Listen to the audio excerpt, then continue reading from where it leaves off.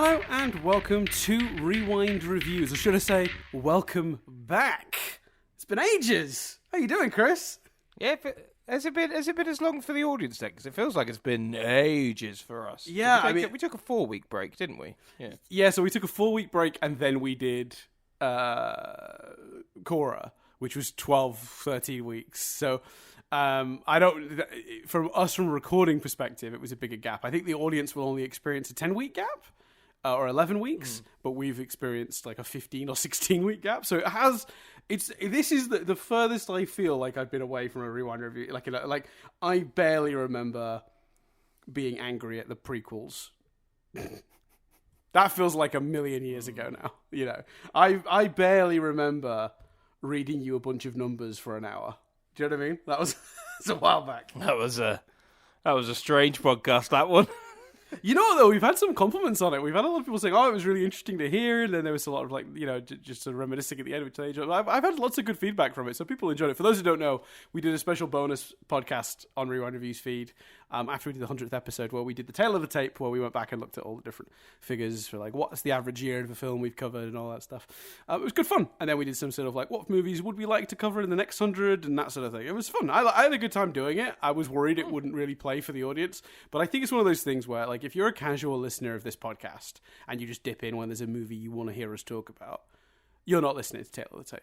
So it's not for you, so it doesn't matter. Does that make sense? I quickly realized... Yeah, no, it does. Yeah. The only people clicking on that to listen to it are the people who listen, quote-unquote, religiously anyway. They listen to all of them. And those people are already... They're in. You know what I mean?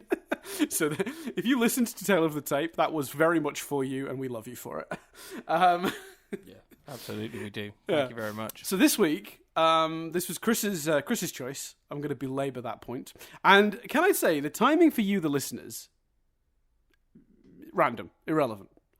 The timing for Chris and I, for when we're recording this, is extraordinary. I didn't even remember who had directed this movie when Chris chose it. And then I remembered like a few weeks after, forgetting that director had a big film out this year. Quite a story behind that production, and quite a story behind its performance in the box office this last week or two. So the astonishing confluence of events that means we are indeed reviewing Francis Ford Coppola, yes, of the Godfather fame, his directorial effort with Robin Williams, his magnum opus, Jack. We are recording a review of Jack the week after Megalopolis, or should I call it Megaflopolis? Am I right? Hey. Megaflopolis. I see what you did there. Me too. I also saw what I did there. That came out like a week ago here. In Australia, I can't speak for the UK, but yeah, it's just come out and is making headlines. By the time you listeners hear this, bit weird. Like, it'll just weird that we're even talking about Megalopolis. But yeah, I think there are some parallels to be drawn between these two movies, but we'll talk about it. We usually start, for those who don't know, if you're new to the podcast, I'm so sorry this is your first episode. Maybe go look back at a different movie. But yeah, we usually start by talking about our past with the film, so our history with it, whether it was a big one for us as children, or whether we, whatever stories related to that. Then we do a sort of like our overview thoughts, non-spoilery, just like, did we like the movie? Would we recommend the movie? And then we just dig in, and then it's trivia, where we just do some trivia about the film. Not a lot on this film, you'll be all glad to hear. So let's you pick this one, Chris. So I'm gonna immediately pass over to you. History with the film. Not really any big history. It's not like I had it on... I don't believe I had it on VHS. I think maybe recorded it from like a Sunday afternoon showing, like on the telly. And I know I enjoyed it as a kid. Like, I remember liking the movie, but it wasn't necessarily like my favorite movie of all time. And I to be honest with you, I also it felt, I think I said this when I picked it just felt like core Rewind reviews. You know what I mean? Robin Williams, big star of our childhood, 90s family movie. Like, it just felt, very, does it hold up? That question was a big one on this movie. Does it hold up? Is it any good? So it felt like, the archetype of a Rewind reviews choice. But no, I chose it more for that than any sort of personal connection to it. And when it started, I'm like, I do not remember a lot of this. Like, there were, I mean, we'll talk about it. There were some cast surprises for sure. Like, I was like, oh, they're in this movie. Yeah, I think at one point in my notes, I wrote Cosby jump scare. Yeah, it was totally like, because Jennifer Lopez, who also I didn't remember was in this movie. Yes. But I saw her name in the credits. Like, Cosby came out of nowhere for me. I was like, so oh, fucking hell. to be fair, I did clock his name in the credits, but like I was like, oh, it'll be a small role, and it is smallish, but it's more Cosby than I anticipated. I mean, look, put it this way, yeah, for sure. In a world where Cosby isn't sort of like a monster for a lot of years, Ghost Dad might be a movie we'd cover on this podcast, and I guess maybe one day we will get to if we really run dry. I'm not particularly rushing to rewatch Ghost Dad though. I think I'll be honest with you, I don't want to have to do a whole podcast being like, obviously the man's a monster, but he was funny here or whatever. You know what I mean? Like, it's I don't want to have to deal with the baggage of that, if I'm being honest. Yeah, you'd probably just have to say it up top, and you know what I mean, and say this applies for all of it, like we've done with other people. But anyway. Because to be fair, like, well, no, his first scene is fucking weird. We'll talk about it when we get to it. We're doing overall thoughts, but the scene in the treehouse, he's not it's not. He's a monster, but it's not a bad performance. No, he's. Here's the thing. I mean, anyone who's trying to like claim that like Bill Cosby was like retroactively like bad at being a comedic actor, I think missed quite a lot of actual, obvious, tangible, calculatable success. The man was very good at what he did. So good that it allowed him to be a monster unnoticed for many years. I think you'd be churlish to admit or to deny the talent, even if the reality of it is quite depressing now, looking back. He's so bad. He's fine to good in this movie, depending on the scene. When he's popping on his head, and you're like, "Oh God, it's Bill Cosby in a treehouse with a bunch of kids." Oh, it's not good. Anyway, it's brutal for that element. Bad, but anyway, we'll get to all that. The two scenes I really remembered, the two scenes that I'd have told you about before watching, were the him writing down, like, spoilers. We're going straight into spoilers, but him writing down, "I want to be alive when I'm older," and three scenes. I remember him writing that down. I remembered I could have told you what the very end scene was, the graduation. And I vividly remembered, for some reason, not vividly remembered, but I remembered them in the treehouse mixing up the slop and him eating it. Like, I remember that. But those are kind of actually watching it. Like, some stuff then felt familiar when watching it. Some didn't feel familiar at all. I don't know why. But yeah, it wasn't I always called these kind of movies like a train track movie, where you remember it as you're watching it, and you can see the track going off into the distance. So when you start the movie, you might remember a scene or two. I'm very similar to you. I remembered like two scenes from the movie going into it, similar ones. I remembered him in the classroom. I remembered him farting into the bucket, and I remember the graduation. I remember the chair breaking in the classroom, the farting into the tin, and the graduation. So I had similar couple of scenes that somewhere were in my recess of my brain. But the movie starts and immediately like, oh right, yeah, it does start at a Halloween party, and then she's pregnant, and like the baby, and I could it was like a fog that was around the movie, and as I was watching scenes, I was able to see the next scene because it was jogging my memory of what was coming next. A few movies we've done on this podcast have had that vibe where I've like sort of remembered it as I've watched it. I'm sort of like a minute ahead of the movie, if that makes sense. And I'm like, oh, I remember what happens next. That kept happening to me throughout this. But it's a weird phenomenon when you watch a movie that you watched when you were younger, and it's somewhere locked away in your brain what happens, but it only starts to unlock once you're sort of on the track, so to speak. Anyway, sorry, Karen, I didn't mean to interrupt. Oh, that Halloween. No, that's basically it. It was like I say, the choice was more centered around it feeling like a very archetypal movie for us to do. The Halloween scene.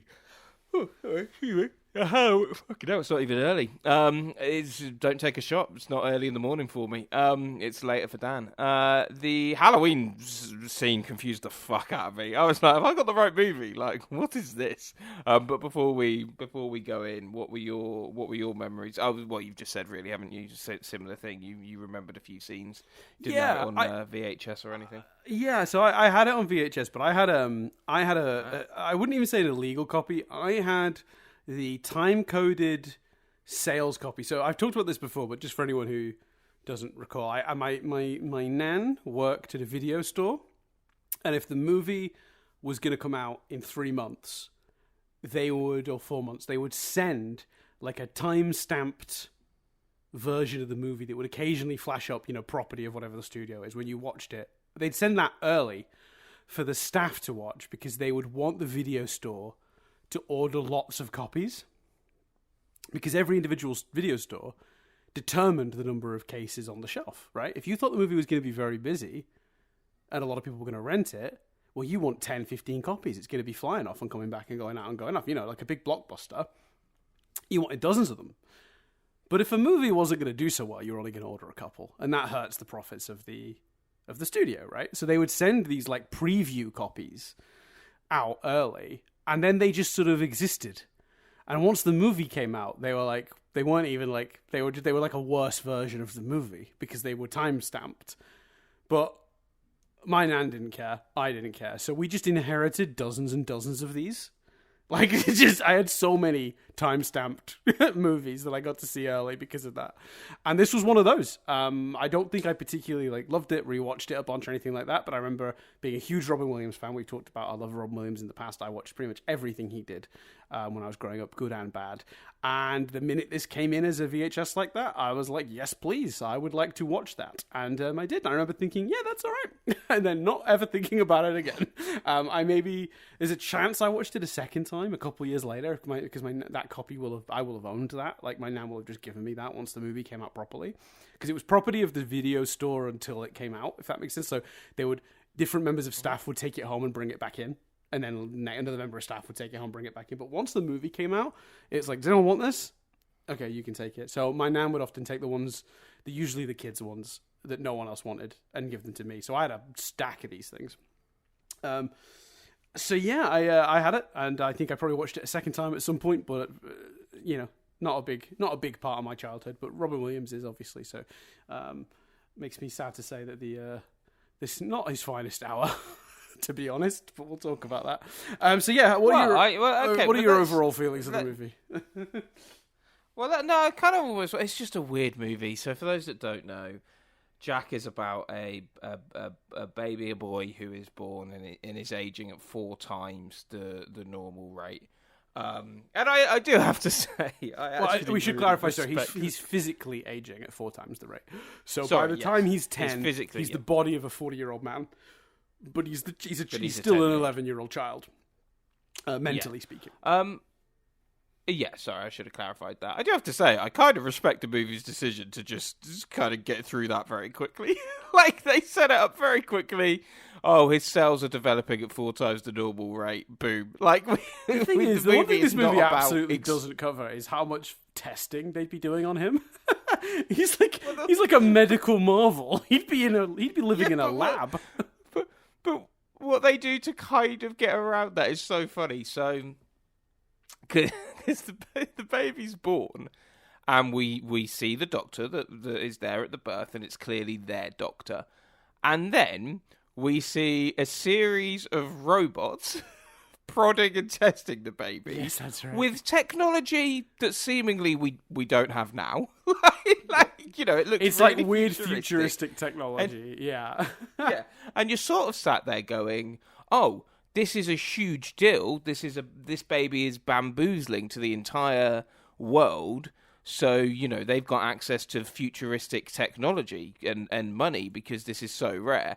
And then it just cuts back to their regular doctor and him giving the results. And you're like, oh no, maybe not then. And there's no sort of reference to the wider world aspect of it. Because let's be honest, this story would be everywhere.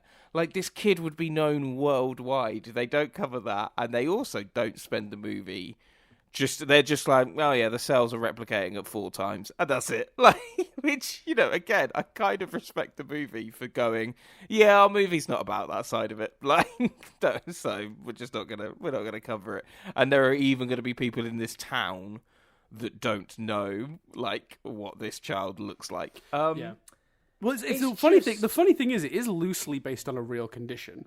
The condition doesn't work like it works in the movie. It's called progeria, and it is a real condition that causes rapid aging, but it's the shit side of aging. They don't get big and become a fully normal adult and then get white hair and go old and pass away like that. They stay small, but of their skin wrinkles and their hair goes white before they grow to any sort of mature size. It's actually, I only briefly looked into it, and it is like it's a really rare but really unfortunately, I can't imagine that the difficulty of life with that would be and living with that would be. I'm not sure the progeria community though would feel like they've been fairly represented here, if I'm being honest, because this is nothing like that. This is an excuse to do Big again. They went, what, that movie with Tom Hanks was called Big, and he was like a child in an adult body. That was kind of funny. Let's find another excuse to do that, but worse.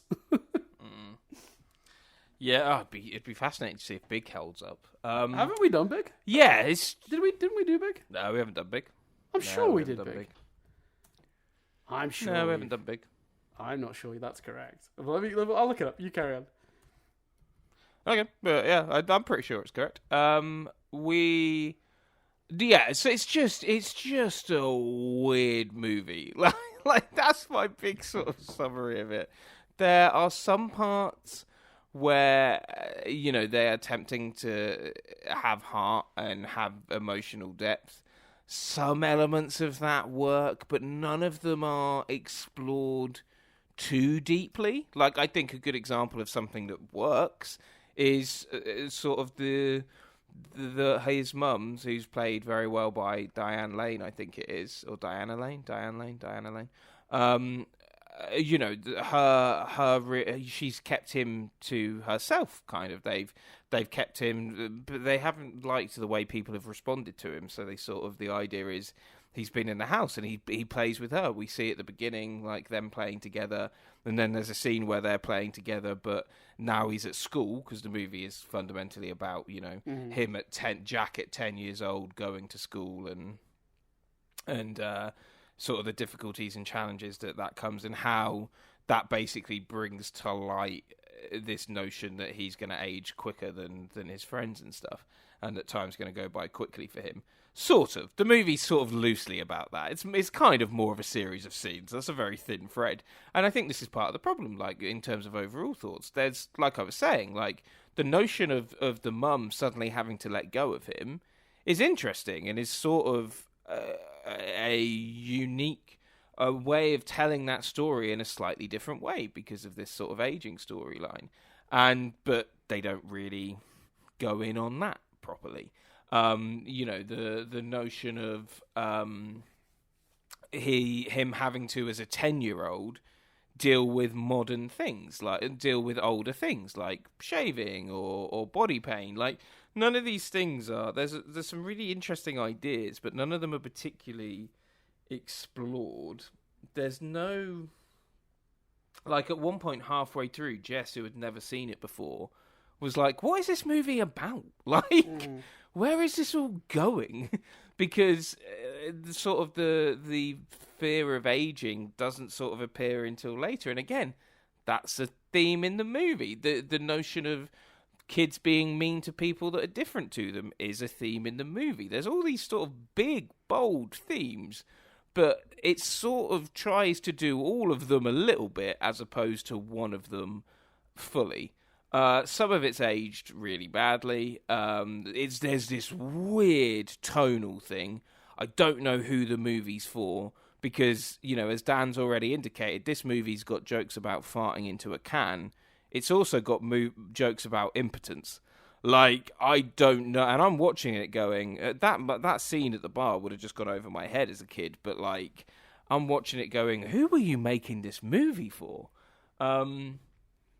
I think Robin Williams is brilliant, though. Like, there's a line in the movie where it says, "You've got a child's eyes." And, like, he really does. Like, as a performance, Robin Williams, whilst sometimes... The problem is, again, it's sort of that who's the movie for? Because, like, there's scenes in it, like, where Robin Williams... There's a moment in this film when Robin Williams kind of basically holds a baguette by where his penis would be. And that sort of feels like a Robin Williams ad-lib. But it's kind of a Robin Williams ad-lib from maybe a more adult movie, in a movie where he's playing a child. So there are moments where it's almost like where the Robin Williams of it all doesn't quite fit. The moments where Robin Williams is playing Jack and playing a 10-year-old child trapped inside a man's body are very good. I think the performance is very strong. But there's just a succession of bizarre choices. There's a montage which should end in triumph, but instead ends in tragedy. And then in the very next scene, we get the triumph that should have ended the montage. That was fucking weird. There's like a succession of, oh, this is really cool, but then it just goes to a weird place. One of my favourite ones, this is very specific. I've said a few specific things we'll probably maybe want to dive into more once we've got your overview thoughts. But one of my favourite ones is... The film ends on like a montage with all the actors' names and who they played, and it starts with the kids, and I'm like, oh, that's a really cool thing to give the kid, to shine a light on the child actors, and then we go into the adult actors, but that's fine, I thought it was a really nice touch, so often in these type of movies, the child actors just get forgotten, and actually because of the ending flashing forward 7 years, the movie doesn't get to end on the child actors, so I thought that was really, really cool. And then the last one is Robin Williams, but instead of his name being over footage of Robin Williams, his name is over footage of a baby, which is not Robin Williams. So it's just like, what? That feels like a weird choice. So there's just a succession of weird choices. It's a weird movie. That would be my headline word for this movie. It's a weird movie. What did you think? It's going to be a hard movie to talk about, Chris, because I'm going to come across like there's a bias that's developed across watching the film. Wait, first of all, before you do that, we haven't done Big, right? Oh, yeah, no, I did look. No, you know what? We haven't, and I figured out why I thought we had. Nadia wanted to watch it like 2 years ago, and it was while we were doing a series of Rewind reviews, and I was like, if you were just okay to wait, we could just do it as a Rewind review, and she really didn't want to, and we watched it, and I had all the Rewind review thoughts, and I thought maybe I'll pick it as the next one, and then I didn't. And the reason I was so sure we'd done it is because I literally remember having discussions with her about the morality of the relationship the kid, when he's Tom Hanks, has with an adult woman. This is like a mentally 13-year-old boy essentially sleeping with an adult woman. It's and she doesn't know, so this isn't like, she's not being predatory, but it's deeply fucked up. And I remember having a whole conversation about that, and I was so sure we'd covered it because I remember that conversation. But that conversation was had with Nadia after we watched the movie. That's why I was so sure we hadn't done it, because Big wasn't particularly a, excuse the pun, big part of my it's not one of my childhood movies at all. I can talk about the piano scene, and I think that's more through osmosis, like, of pop culture. I know I've seen it, but I've potentially seen it once young, couldn't remember, so I knew I had no new memories from rewatching it later, and I knew I hadn't discussed it. I'll tell you this right now: it's an infinitely superior movie to this one, because my issues with Big are complicated, but the movie does still function. It's still a deeply charming, silly comedy with characters you really invest in and relationships that develop across the movie. This movie. And I'm going to sound like I'm being, this is going to sound like hyperbole, right? This is going to sound like proper, I'm just exaggerating for effect here. But I've had 48 hours since I watched the movie to think on this. And I genuinely think, Chris, on merit, this might be the single worst script we've dealt with on Rewind Reviews.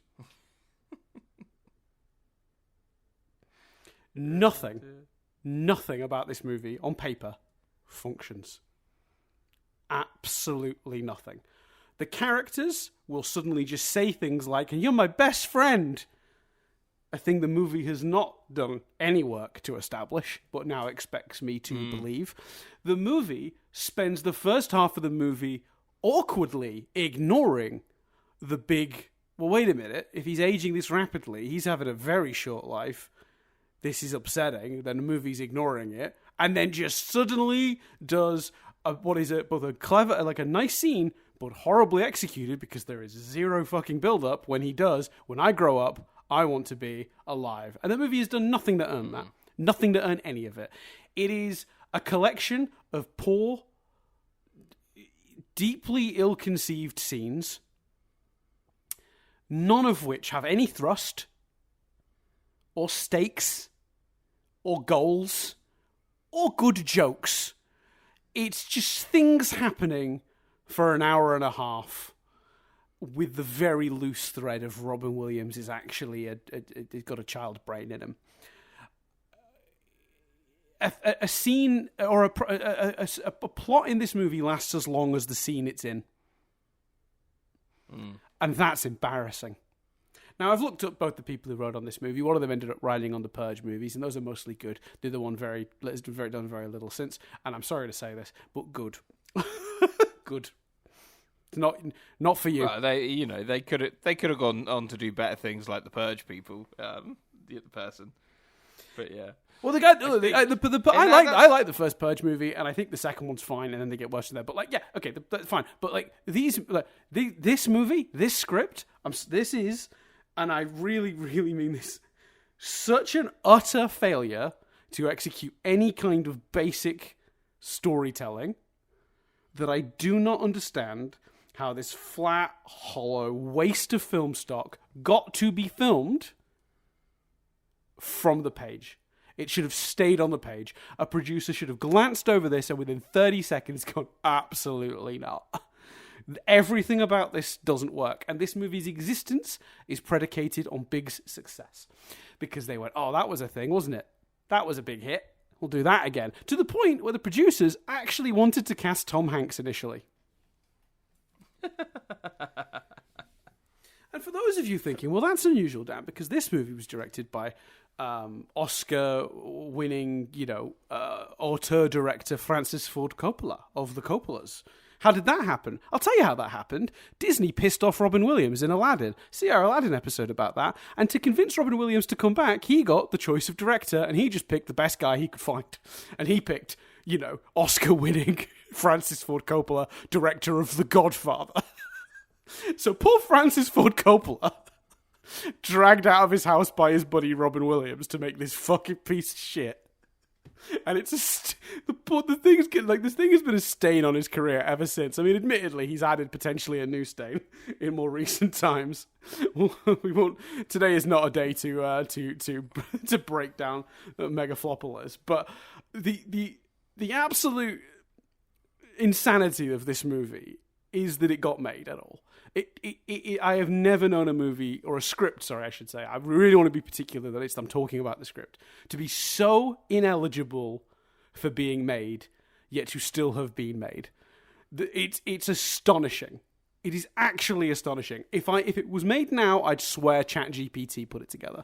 It is a movie that just strings together cliches. Half of the scenes feel like SNL skits, bad ones. It's like it's an 80s movie from the 90s that ages even more poorly now. It didn't feel fresh then. It doesn't feel fresh now. It is an absolute shit show top to bottom. And I honestly was shocked that a movie could be this poorly written. Honestly, it was like a soap, but filmed by Francis Ford Coppola, so the shots were quite nice. I don't think you can say poor Francis called. Like, there are quotes on the Wikipedia. Of he doesn't regret this at all. He was good buddies with Robin Williams. Yeah. He was happy to make the movie. Has no regrets about the movie, 100%. But I just meant in the sense of, like, this wasn't like a passion project for him. This wasn't a movie he conceived and wanted to auteur. This was a job for him. In a way that a lot of his other movies weren't. But, for all of the talk that will happen forever about Megalopolis as this insane folly, of this, this director's last gasp, his magnum opus. This was the exact opposite of that. This was just director for hire.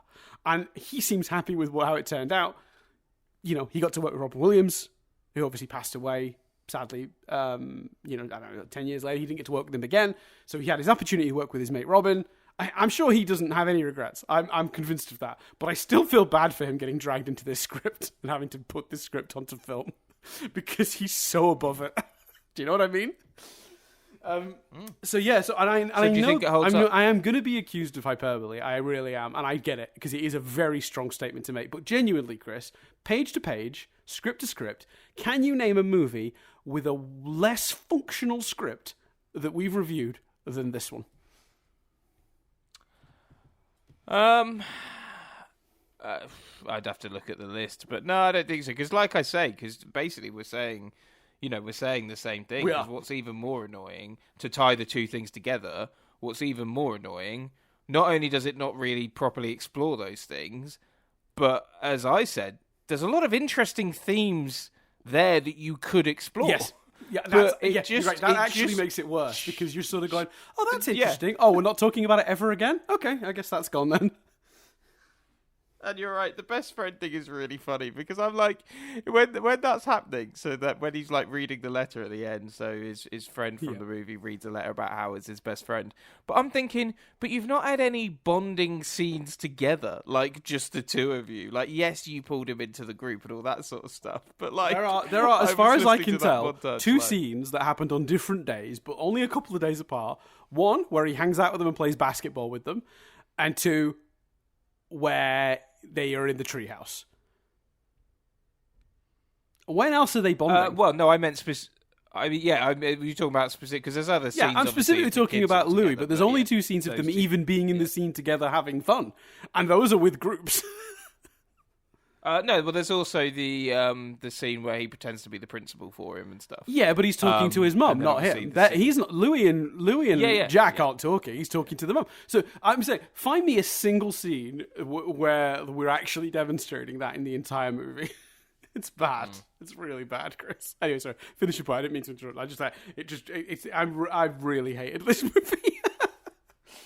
Yeah, no. I don't think you need to clarify that. Just that. Like, there's a lot of like interesting, fears of aging. At one point, I'm like at the beginning where, especially, I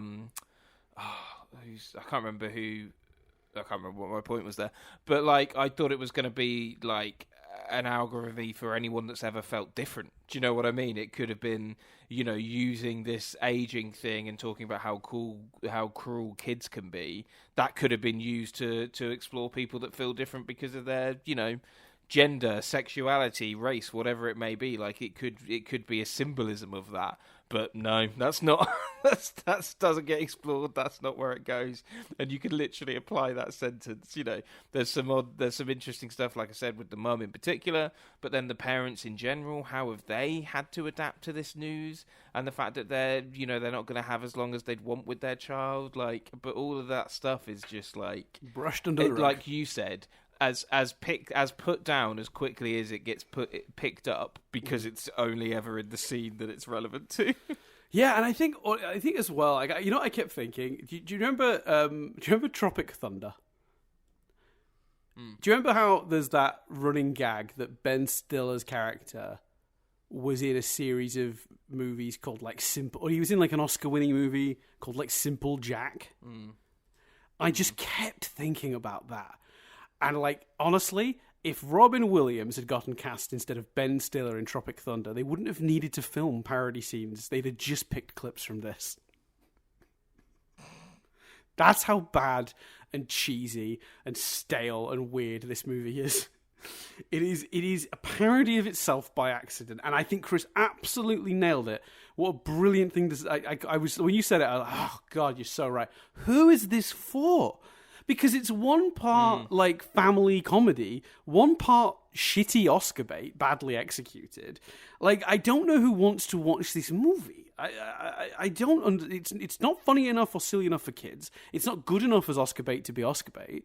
So it just falls down the cracks of just like, absolute horseshit. Like, I don't know what else to, like, who's this? It's for no one is the answer. Like, no one except for gluttons for punishment. So I think we usually, once we've done sort of like the overall, we do say if we're going to recommend the movie or not. It's a fucking no for me. No, I'm not recommending the movie. I don't know, Chris, what do you think? No, certainly if you've never seen it, I wouldn't recommend it. Like, Jess was just bamboozled by the whole thing. And no, I think even if she's you've correct. seen it, I would say it's not worth a rewatch. There was some of the issues, like the fact that, like, what the fuck are they gonna, like, the getting used to the idea of, like, a 40-year-old man, but they're 10, I think is easier if you've seen it before, but no, I think there's a lot of flaws in this movie, so no, overall, I wouldn't recommend it. No, it's... Because I also didn't, like... I didn't particularly... There was the odd thing that made me laugh, but it's not even like I can go, but I did laugh a lot, so, you know. And I'm going to be completely honest, I laughed and I counted once. Whole movie, one laugh. What was the laugh? It's right at the beginning of the movie when they're going through the metal detector and the guy dressed in a Halloween costume as a big pack of cigarettes tries to go through and the guy says, no smoking allowed. And when he turns around, you see he's actually smoking. That is an incredible joke, both in execution and structure. It's subtle, but it's deeply funny. It's such a good idea because it seems on the surface like a slapstick joke about how the hospital wouldn't let him in because he's dressed as cigarettes, but then he turns around and he is actually smoking, and that is just funny. Objectively, it's a brilliant joke, masterstroke. But nowhere else. And I'll be honest with you, Chris, I actually do have to because you talked about Robin's performance earlier. There are moments of his usual brilliance coming through, but I think this is actually one of the weakest performances he's ever given. And I don't think it's his fault. I think it's just that bad of a script. There's nothing he can do with this. Nothing he can do with this. And that actually brings me on to I wrote down some sort of like central discussion points just to sort of guide this conversation so we could be a little tighter, or try to be a little tighter than we have been previously. And I wanted to ask you right out the gate, is this an inherently poor premise? Like, was there ever any chance of making this movie work, considering its conceit? Or do you think it was always doomed to not function? Because look, I haven't watched Big since, like I say, watching it once or twice as a child. But, you know, if Big holds up, it shows that there's merit. I think you've got to either it's got to be a fucking TV show that can explore all of it, or you have to pick a lane and stick to it. And is that lane a kid who's an outcast? Is that lane fear of aging? Is that lane parents having to let go? Like, whatever that lane is, you can make this premise work, I think, if you pick a lane and just focus solely on that. But, you know, when they're trying to do all of it, like, yeah, that's where it struggles. Like, for all its flaws, and I believe we said there were a lot of them, Liar picks a lane. Do you know what I mean? Yeah. Liar. Yeah, it knows what it is. Yeah, exactly. Liar, you know, that high concept of a man suddenly can't lie. There's a few different things you can explore with that concept, and I think there's a few different things with that concept that the movie makes jokes about. But at its core, you know, can the man that lies like he's breathing? What happens to that man if they can't lie? And what happens to that man's relationship with his son? Like, that's the lane that movie is picked. Yeah. This movie's trying to do too many lanes. So yeah, I don't think it's too high concept to work. I think it's, you know, it's execution. Yeah, I think you're probably right, because I think it's a compelling argument. Big, I think, and I stand by, and this is someone who watched Big a year or two ago. Big still really holds up. It's very charming. You know, I do genuinely think that's a really, really well made and well written film. I think it's very funny. The characters are delightful. Like, you really engage with them. Like, Tom Hanks's best friend, who is a kid that he was a kid with before he goes big. The relationship those two have is brilliantly executed and explored. You know, it's a really compelling, very real feeling childhood friendship, his struggles with responsibility as he is forced to be an adult. Like, it's got a theme and a subject matter it's dealing with, and it continues to handle that. That idea of wanting to be big so much that you get it, and then you kind of realize, oh, I actually probably want to be a kid, because like there's a lot of responsibility, and there that idea of wishing away your life, basically. Like be a kid first. Enjoy that while you have it. It's a really nice message, and it's thoroughly threaded throughout the entire movie. So big does make it work. And you're right. If this movie had picked, the futility or the short, the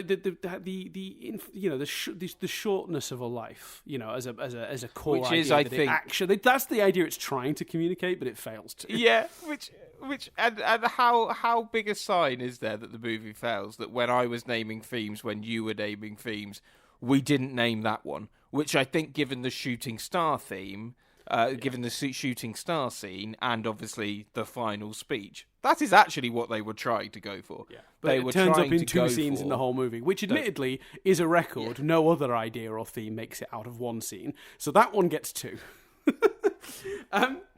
I will say though, actually, actually on the shooting star thing, can we do a little pack our bags and just make a quick? Actually, don't pack bags. Just grab your shoes. Let's head to Nitpick Corner. We'll have a little walk to Nitpick Corner. Oh, I've got my shoes on, baby. Beautiful. Shooting stars are quite common. Depending on where you are and how clear the sky is, you could see up to a few dozen an hour if you're paying attention. They're really common. So the whole Bill Cosby speech just falls on its arse when he's like, when you see one, it's the most beautiful thing. It lights up the sky, and you'll only see one in a lifetime, but they're real special. It's not true. I went stargazing in Uluru a couple months ago. We saw dozens all night. They were all over the place. You see them all the time. It's just that mostly people live in cities or built-up areas with light pollution, and they're very hard to see with light pollution. You need to get out where there's less light pollution to see them, but they're very common. You can see one quite easily. So that bothered me. Less effective, that scene, though, isn't it? If Bill Cosby's like, don't know the name of the character, but if Bill Cosby's like, look, because of light pollution, and then goes into that speech. Yeah, they're out there, Jack. You just can't see them. I don't know. It's that, and if anyone's thinking that dialogue was really cheesy, Dan, yep, could have been in a version of this script. The dialogue in this movie is that bad. Can we talk about? Because I want to make sure we talk about it before. Do you mind if we delve deeper into some of the specifics in my overrules? Because I need to get are we getting into just this movie's fucking weird? Is this the section? Are we just doing all the shit that's fucking weird and uncomfortable in the movie? Is that what you already do? Have you got more details you want? Have you got other stuff you want to break down? What are we tackling? Oh yeah, well, that's the whole movie's weird. So that's not a section. That's just this podcast. But yeah, I think we've summed up. I think we've summed up the overall issue and like the it's basically not picking a lane or whatever. I want to talk about I was so bamboozled by the choice. So there's what could be quite another. Maybe this idea gets a couple of scenes, because the kids start by bullying him. They slowly go to accept him, and then the way that they try and get Jack back to school and try and convince his mum to let him out is, instead of just like one person turning up, they get like the entire class, entire school to just keep turning up and keep asking to see Jack. So, hey, Mrs. Jack's mum, can Jack come out to play? No, makes up an excuse. Kid goes away. New kid. Hey, Mr. Jack's mum, can Jack? No. And it goes on like this. And it's quite a sweet idea, especially, when they were so mean to him at the beginning. It's a sweet idea. It's a nice concept. In a movie where I was invested in the characters and their relationships to each other, it would have been a delightful scene. Yeah. It would have been more effective with that. Also, Dan, I don't know about you, but I feel like it would have been more effective if that sort of sweetness and that idea wasn't alongside a 10-year-old having like a breakdown, which is like that scene, and it's even got jaunty music, and we're literally, instead of cutting to instead of cutting to the building triumph of Jack realizing he's loved and realizing his school friends want to be him, he's putting sofa cushions over his ears. He's sucking on oxygen. He can't handle it. And I'm watching it going, well, this is a choice. Okay, this is odd. And then it ends with him like going in the fetal position with an oxygen mask on, and the night, sky comes in, and I'm like, fucking hell, like, where are we going from this? Is it like a mental health exploration? Like, what is happening here? Like, I don't know how you come back from that scene. I don't know where this movie goes now. And then the next scene is he shaves and he goes downstairs and he's like, I want to go back to school. And they let him. And I'm like, what the fuck? That should have ended the montage. What? Why did we do him, like, crumbling? Why did we do him falling apart? If in the very next scene, like I said, that's what I was referring to earlier when I said a montage that should have ended in triumph ends in tragedy and then becomes triumph. Then obviously, it's not actually triumph because of the execution, not caring about the characters, but you know what I mean, in terms of what it should be. Like, I thought that was one of the weirdest fucking choices ever, because you're doing that in the very next scene anyway. Him being in the fetal position doesn't mean anything when, like, the next scene he's like, okay, cool, I want to go to school. I thought it was one of the most bamboozling choices I've ever seen. Because the montage is so ineffective, because you've got the kind of this what's meant to be sweet in terms of what the kids are doing, contrasting with, like, literally Jack, like, just not being able to, handle the situation. But then it's all unwritten anyway in the next scene. So why didn't you have Jack get more and more excited? Why didn't you have the mum smile more and more? Why didn't you have Jack go into the bathroom and shave, and then the mum runs up the stairs and they meet in the middle and he's clean shaven and she says, go be with your friends, and then he runs out the door and he's with his friends. That's what they did in the next scene anyway. I suppose then maybe they had the speech I did, but I thought it was absolutely bamboozling. I would say, what did you think? But I just feel like you just like, it's just like, it's hard to imagine you being able to answer anything other than, well, yeah, the writing's bad. But you're exactly right. It's the scene is broken. The scene doesn't work for the reasons you outlined, because the writing's bad. And you're right. It comes to the same thing. I mean, you're right though. In terms of fixing it, I think your version is perfect. Both Jack's mum and Jack come to the conclusion at the same time, meet in the middle. He runs out with his friends, and as they run off down the street, you start hearing Louis' speech. Then we fade to Louis in the classroom. Yeah. The camera pans around, and when he gets to the end bit where he says, like, my hero's Jack or whatever, again, if you're thinking that dialogue sounds cheesy, Dan, then it lands on Jack in his seat, looking happy in the class. Boom. Yeah. Fixed your movie. By not doing very much. Just basic script writing stuff. Just simple storytelling techniques that we've all seen 100 times. A fucking child could have written this movie better. I swear to God, you know what? I actually think this movie might be the Mitchell and Webb sketch. Someone started writing the movie and the paperclip came up and went, I see you're trying to write a heartwarming film about an adult with a child's brain. Would you like me to finish that for you? And they went, yeah, go on. The paperclip just finished the movie. Because he's just so incompetent at every step. And I agree with you. It's like the worst way to execute that. Like, it's just clunky. It doesn't get the idea across properly. It's poorly, organized. It's badly paced. The scenes don't mesh together because of the way that it's written. Yeah, it's awful. It's really awful. You're exactly right. Everything you just said is exactly correct. Here's another one. Let's just do this. Like, we'll just chuck stuff at each other. Here's another one.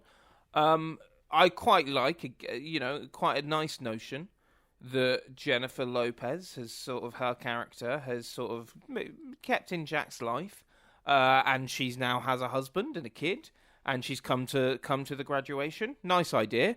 Why are they dressed as 50s gangsters, Dan? Why is Jennifer Lopez and her husband? Mm-hmm. Like, dressed like they're in a movie set in the 50s. Like, Yeah, all I can assume is that Jennifer Lopez got to keep her outfits from this movie, and because a lot of them are kind of like dowdy teacher outfits, she was like, I want my last outfit to be fire, so I can wear it out and about. She wanted a cool outfit. I'd like to dive in more then. So why a question for you? Because I didn't particularly feel this. Not that, and I'm not saying you couldn't convince me, but I'd like to dive into a bit more of why you think it's one of Robin Williams' weakest performances. Yeah, I think it's unfortunate that he's been dealt a rough hand here, because I think one of the things that's so compelling about Robin Williams is his ability to sell you with his expressions, with his face, with his, like, he doesn't need words always to communicate stuff. So there are many actors that are perfectly good actors, but you really need to give them good dialogue for them to sing, because they can't simply do it with a look. That's a real skill that only a number of very talented performers have. And I think the only moments in this movie where Robin Williams is doing good is because he's adding something to the scene with just pure acting, just 100% unadulterated performance. Like the moment you said earlier about the child's eyes and his expression in that moment, the looks he has of excitement when he's like, when he's first meeting his friends and starting to get in, like his joy when he comes in and he's all excited that he's been, he's made friends and he played basketball. But then it's absolutely shat on by just this dreadful scene with horrible dialogue that he has to try and convincingly deliver. The script also really doesn't seem to understand how old he is, and it's so uneven that it makes his performance uneven, because there are scenes when he's way more childish than other scenes. And again, it's not that he's not capable of just giving a really great standout, award-worthy performance in this movie, but he certainly can't with these scenes and these scripts. He just can't. There's nothing he can do. He's absolutely trapped by how uneven it all is and how poor the dialogue is. There's no way to say some of that shit convincingly. There's just not. And I think as well, the movie doesn't actually know what to do with the idea, scene to scene, either. So they went, what'd be funny? We have an idea for a scene where Jack has to pretend to be the principal for the other kid so that he can get him out of trouble, right? So then the mum never meets the principal. She meets Jack pretending to be the principal, and he can say, the kid's doing great. And they went, yeah, great scene. And then no one ever thought to actually put specific jokes in that scene. So the scene is just this fucking brain-achingly long, exhausting conversation that never goes anywhere, has almost no actual jokes in it, other than Jack says something a little bit weird for a principal, and she goes, "What?" And then he mugs for a bit, and I just think, again, for Robin, I don't know what he does with that. There's nothing to do with that, and I think the unevenness of the storytelling really gives him nothing to work with. The inability for the character to have consistent feelings across many scenes gives him nothing to build on. And this is someone who builds nuanced performances across movies as well. We've seen him do it numerous times.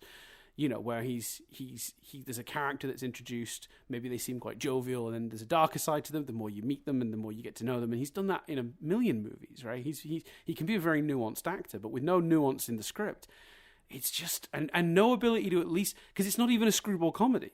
So he can't even just be insane, hyperactive, Robin Williams, like we get in a broad comedy, like a Mrs. Doubtfire, where, all right, maybe it's not the most nuanced performance he's ever given, but it's a damn rip-roaring, entertaining, tear the roof off the place sort of comedy performance, like a powerhouse. And even that movie has tons of heart towards the end. Really beautiful moments towards the end. That relationship he has with his kids is heartbreaking in that movie, and he adds that nuance as the movie goes on, and there's just nothing here for him to work with. So but not because of his efforts, but just because of what he's working with. This is, I think, I can't think of a worse Robin Williams performance. And I'd have to have a quick skim. Maybe there's one I've forgotten about. He didn't have a perfect career. He definitely did a few stinkers. But I think at least in the other ones, he got to, at the very least, even when he didn't have a great script, he was still able to be just funny and wild. You know what I mean? Like, and sort of energetic. I mean, Christ, even Patch Adams took more advantage of his talents. Because it was like, yeah, just be silly, be funny. Just, do your shtick that you do on stage when you sort of improvise a whole hour of comedy out of just, like, your brain on the spot. For all of the flaws of Patch Adams, I think that's a better performance than this. And I think there are scenes in this as well where, because it's so unevenly written in terms of the character's age, he doesn't know what to do. There are scenes when he seems like he's 5. We talked earlier about it, we hinted at it, we didn't cover it. The scene at the beginning with him and Bill Cosby, where he trips over and he's crying because he scraped his knee. Is that an 11-year-old to you? Could you imagine that scene with Louis, the other kid that's supposed to be his age, later on in the movie? Yeah, it's mad. The people writing it had no idea what age he was supposed to be, or how to write a person that age. So poor Robin Williams is Wait, hold on. Wait, when's he 5? What, you say that again? Because I said, yeah, that's mad, and then I was like, I'm not sure I've taken in properly what you said. I'll be honest, because, Dan, do you know why I was distracted? I was trying to get the name of the film where he was like a vicar with John Krasinski. It was Licensed to Wed. Oh, God. Okay, yeah, I've never seen that one. Maybe that one's his worst performance. But, who knows, right? But, like, I've definitely not seen his entire filmography, so maybe there's a bit of the ones... No, and I'm not saying that is worse. I'm just saying I was trying to remember the name of it, because that maybe Bicentennial Man or whatever it's Bicentennial Man. Bicentennial Man's a masterpiece. Like, he's... Well, okay. I don't think Young Dan thought Bicentennial Man was a masterpiece, and I thought he was great in it, particularly at the end. That's a heartbreaking movie. I would love to rewatch that and see if it's as good as I remember it. I bet it's not. I'll be probably disappointed, but it's still going to be better than this, I think. I feel confident. But yeah, Bicentennial Man, he was great in that movie. That was a really hard role, and it had a lot for him to chew on. Whether it executed it well or not, I guess we'll rewatch it at some point and find out. But that was a really compelling, or at least to my time, simple story of a machine wanting to have mortality. Not wanting to live forever because they picked Elaine. What's that, sorry? I said they picked Elaine. Like, I was being serious. Right. Exactly. They picked Elaine. Yeah. The scene I was talking about, the scene where he falls over and scrapes his knee, and he's like nearly crying, and Bill Cosby is like, like trying to cheer him up and kiss it better or whatever. That's the sort of thing you do with a toddler, with a 4 or 5-year-old. He's 11. I said, imagine them doing that same thing, but with the Louis kid. Well, equally, I'm sorry. Looking at maybe I was a naive 10-year-old. But equally the other way, I don't remember rushing to and like looking at Penthouse and porn with mates at 10. 10. That in UK context, you're not even in secondary school. Like, porn, I don't remember porn being a thing in primary school. Like, that's mad to me. So that's the other way. Do you know what I mean? Some stuff is too... I'm like, any minute now, it was as if they went, 10's too young to drink, so let's go down porn instead. Like, do you know what I mean? Yeah. Like, mad. Yeah, and I just think there's no way for him to give an even performance with a script like this, sadly. So yeah, it's bad. It's unfortunate. Like I said, I can't think of him delivering a worse performance other than than this. And I think he's trying his best. So yeah, I don't disagree with you. I do have another question for you though. Where was it? Character work, characters and scenes together. Do we, forgetting the point I already made about the we're best friends because the movie told us to. Does anyone have an arc? Does anyone's relationship develop across the movie beyond that he wasn't friends with those kids and now he is? No. Is there any character work in this movie at all? I feel really bad because I just feel like this entire podcast is, no, there's attempts, but the script isn't good enough. But I mean, it really is the case because there's attempts. Maybe the mum and dad, the mum in particular, learns to let him go. Maybe not really because the script's not doing that well enough. That's all I got. And then him and the kids. That's the only attempt. Do we? How do we feel about the rather awkward scene where he tries to kiss his teacher? There's okay. So connected to that, I just want to make this point before I forget. How gutted were you? Because okay, no, let's talk about that first. I thought Jennifer Lopez, performance-wise, was good in this movie. Yes, she is. I was really worried because I couldn't remember, and Jess was really worried because she hadn't seen it before. When she ate the red gummy bears or whatever, and there were scenes of her being really nice and sweet to him, we were like, "Oh God, is this going to go down a romance angle? I hope not. Oh no." So I think I was just relieved because I was just relieved that there was none of that. There was no sense of Lopez's character feeling conflicted. I was just relieved that she's like, no, and that I thought she handled it well. Like, do you know what I mean? I thought she let him down gently. Like, she did the best she could. Yes. So I thought that scene was fine. I think the worst, ickier than those scenes, are the scenes with his mate's mum. And on that, the bar sequence. She thinks, huh? No, I thought you were going to talk about the bar sequence because I've got thoughts on that too. Yeah, there's that. So basically, for those that don't remember, don't care, whatever. His friend's mum thinks he's the principal. He goes to a bar when he's feeling he's rejected basically by Jennifer Lopez's teacher character. He goes to the bar. He ends up getting drunk, and that's where there's some impotence gags in what is seemingly a family movie. I mean, look at the poster. It's fucking framed as a family movie. I did laugh at the joke because it's so inappropriate and fucked up. But basically, this guy's talking and he says about how he was with this girl, and then he goes, and then I went limp, and Jack goes, "Did you hurt your leg?" I did laugh at that. I did laugh at that joke. But it's a weird scene. It's fucking uncomfortable. And then he basically not even a surprise appearance from one of my favourite childhood actors, Michael McKean, who, for those who remember, Short Circuit 2, Fred, just a delightful actor. Obviously, more recently known for his work on Better Call Saul. Just an incredible, just an absolutely wonderful talent. That man, just forced to play. I say forced. He took the job. He probably read the script, I assume. But he played, anyone who... It's Francis Ford Coppola. Yeah, I'm in. I guess that's the answer. But, Michael McKean is the guy in the bar that thinks Jack is a normal adult, and they get a bit drunk together. They're kind of buddies for a minute. But they're totally working on different wavelengths. Again, not a terrible idea, but just there's nothing to it. They never quite actually draw any good, for me, any good material out of that. Because I think you're so thrown, because you're like, why are we making erection jokes in this movie now?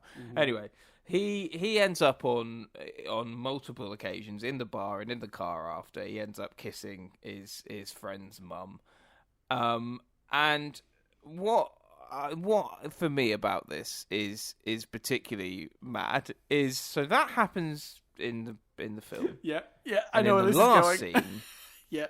In the last scene, she's watching their graduation, looking all proud of her son and his friends graduating, which means there is a scene somewhere in between these two. I thought this where she found out that's a 10-year-old boy.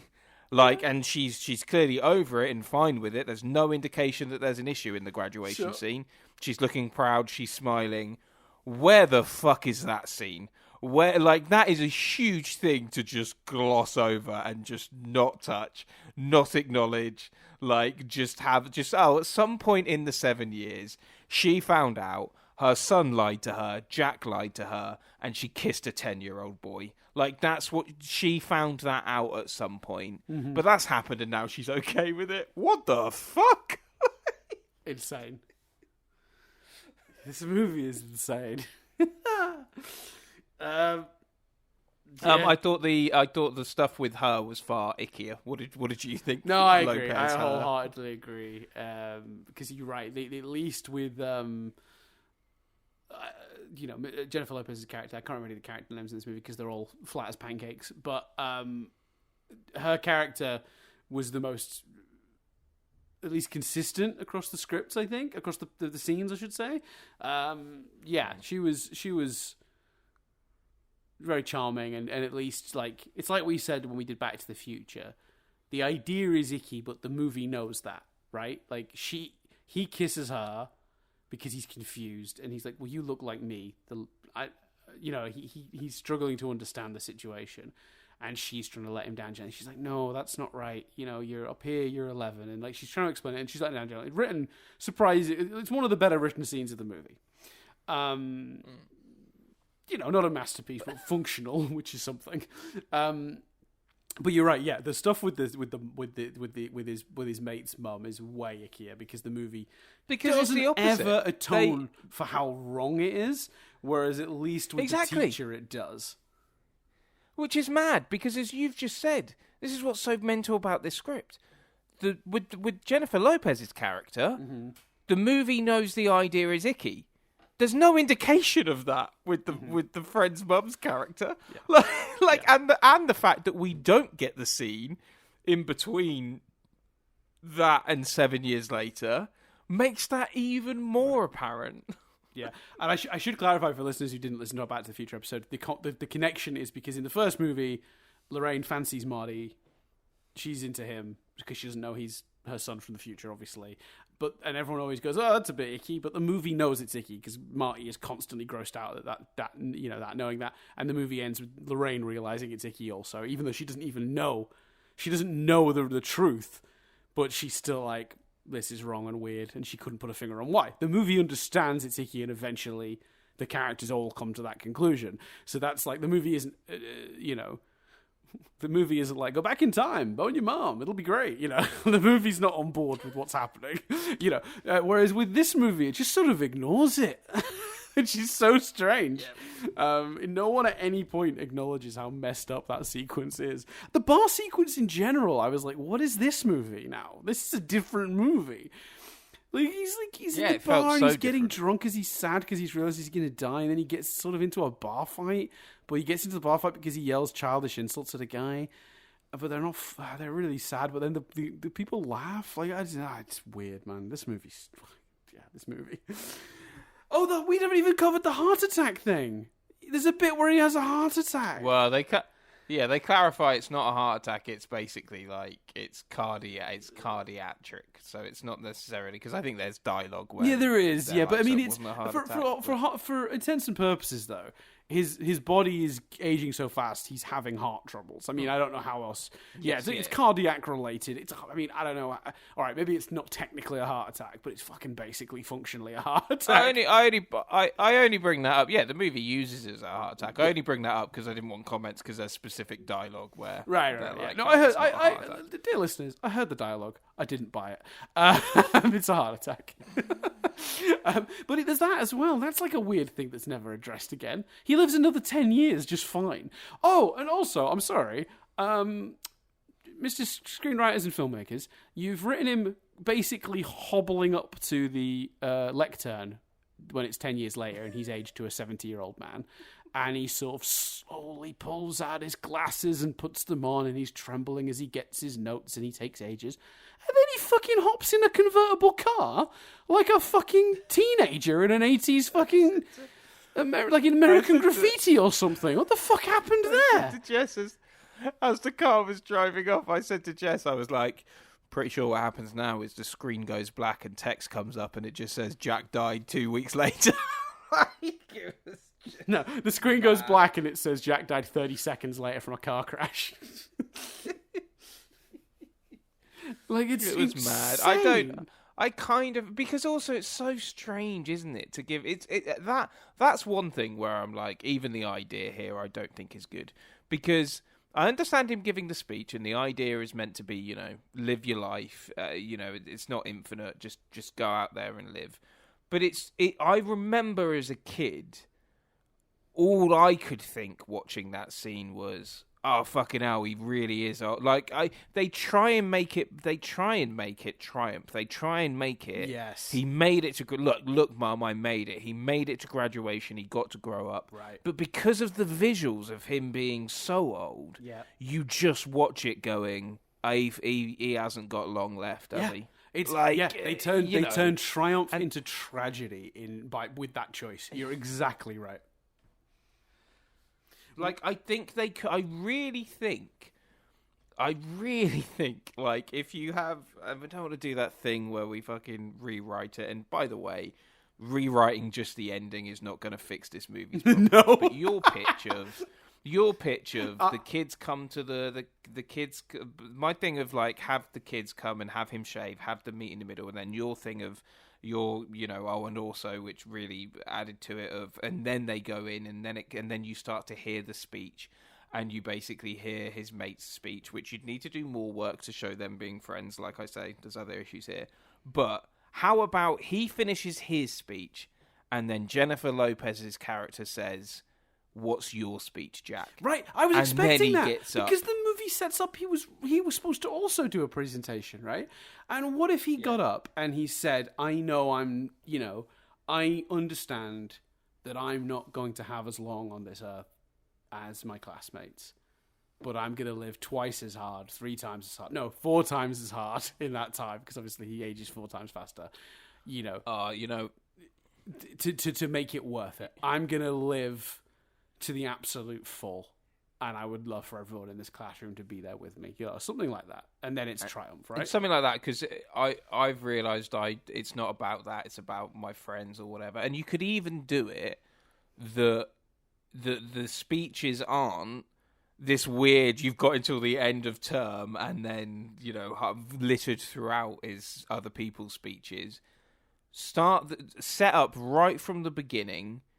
It's an end of term thing. Like, you've got the problem with the mum and the principals, but again, you've still got a lot of problems that you need to address in other ways.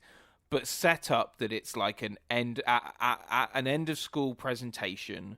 We're going to deliver our speeches, and so you cut to them the age they are now. You have him doing his speech, and then Jack does his speech. But that's your excuse to have everyone there, to have Cosby there, have the parents there, and all of that stuff. Like, you could Sorry. basically do the same speech. When you said have Cosby there, I couldn't resist the urge to be like, "Oh no, don't do that." But yeah, sorry.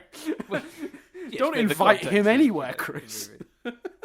Because that's the thing. But that's the thing. No, I I don't agree. know if you thought this. Like, it's uncomfortable. I don't like saying it, but one thing about this movie is the scene, especially when Cosby's trying the food and bonding with the kids. There are scenes where I'm looking at it going, fucking hell, for mid-90s, seeing these two on screen together must have been a big deal to some people. 100%. And it's the only time they work together. Huh? It's the only time those two work together. Yeah. So 2 at the time, comedy icons on screen together. I was like, this would have been a pretty big deal. Like, yeah. I tell you a thing, a little detail I enjoyed. I didn't quite laugh, but one of the things that I enjoyed towards the end of the movie was when the kids were outside, like, "Oh, Jack won't come out" or whatever, and then he comes by, and the mum is looking at Bill Cosby, Dr. Tutorman, whatever his role is. He comes through the kids. He briefly talks to them, and then he shares like a weird, like pre-existing, pre-organized high five with the kids, and then just strolls into the house, because obviously we know he spent time with the kids when Jack first became friends with them. They went in the treehouse together. I just thought that was actually like a nice touch. That's a good detail in the script, and it also kind of was close to being a funny moment because the mum had an opportunity to react there to that, like, "Why are you so close to these kids?" To say it, but they don't do anything with it. But it is there, and it was like a nice enough idea that I got it. I was like, "Okay, yeah, that's fine." I hate to say it, that character, there's no arcs as we've established to that character, and it's similar with Diane Lane, the mum, as well. Where whilst there's no arcs though, he just full names that character. Dear well. listeners, we now know exactly at what point in the podcast Chris had opened the IMDb. Is it Diane? No, I haven't. Why have I got it right then? It is Diane. I actually don't know. I'm going to look it up now. Okay. Because that scene you're talking about, followed by a scene where Bill Cosby's character says, "Do you know why I teach kids?" and talks about the importance of being around kids to stay useful and all of that sort of stuff. And it sort of makes sense, not really of the pants splitting and the wedgie at the beginning, which I would take out, but it sort of makes sense of that character. Again, it's not an arc, but it is much like the mum character, the scenes of her playing with him, and then later she's playing with him, but it gets interrupted and he leaves, and then her and her husband have the conversation in the box. Like, there's some good work being done in the scripts with those characters in those scenes. Not great, because you'd prefer arcs, you'd prefer consistency and all of that sort of stuff. But I think those two characters are probably the most well-rounded characters and aren't confused like the dad, who is seemingly and the dad and the mate's mum, who are good people, but then there's that weird side. We don't need a side plot of the dad taking photos of scantily clad women on giant carrots. What was that about? Was that supposed to be a joke? Was I supposed to laugh in that scene? Was that the idea? I think so. Okay. I think you were meant to laugh. I don't know. Because I've never, on the scale of laughter, I was very much on the side of, Like, what? Like, I wasn't laughing. I was just bewildered. I think the mum and Cosby's characters are well. To be honest with you, Dan, let's call it what it is. We have to say that those characters are well written, because otherwise, it's coming down to the performance, and I can't bring myself to praise Bill Cosby's performance. So. I think he's reasonably charming in the movie, but I do think if we're listing all the characters in this movie, at least Cosby and the mum. So it's Diane Lane. So you were very close, but playing Karen Powell, and Bill Cosby playing Lawrence Woodruff, or I think he's just called like Professor Woodruff, or like he's just, I don't know.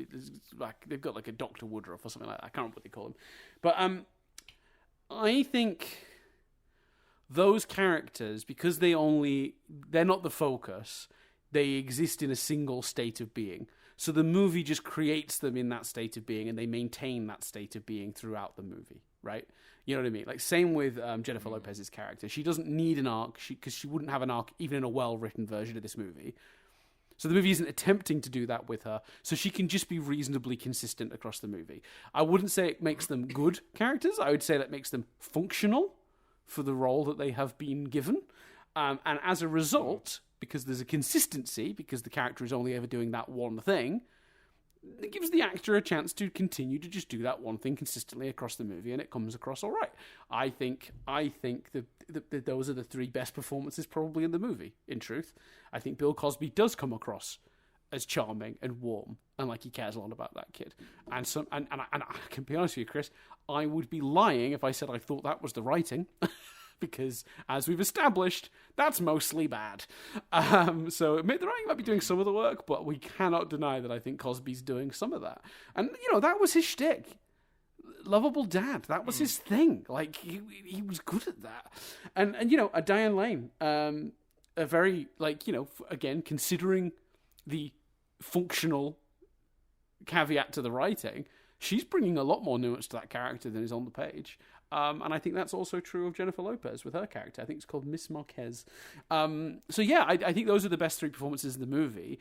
But I'll be honest with you, it's just because those are the ones that were thin enough on paper for them to add their own nuance to and keep consistent across all of their scenes. So, swings and roundabouts. But it works. Those three characters mostly work. And I agree with you. It's tough to bring myself to admit Cosby was good in the movie, but he is. He's one of the better things in the movie. I don't know what to tell you. I hate that that's true. Dan? Going back to yes. a comment I made earlier. Why is Robin Williams' name over footage of the baby? Oh, fuck knows. That blew my mind. That was another moment. I don't have an answer for you. I remain confused. I will remain confused for my entire life. I don't know what the thinking was. I don't know. I don't know. I actually don't know. It's such a strange Genuinely, choice. I think if he's one of, regardless of what's happened with this film, what's happened recently, obviously one of the most renowned directors of all time, directed The Godfather. If I had one question, that's what I'd ask him.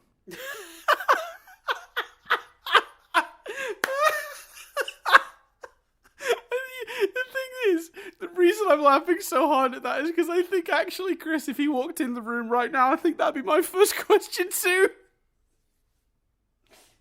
It has to be. And he released a brand new movie a week ago that everyone's talking about. Well, I'd really want to ask about that. I say everyone's talking about. Most people are talking about, but obviously haven't seen, since it made absolutely no money. Could you imagine releasing a movie that made $5 million in its opening weekend when it cost $130 million to make? I can't think of a flop that bad. That is ground-breaking levels of failure.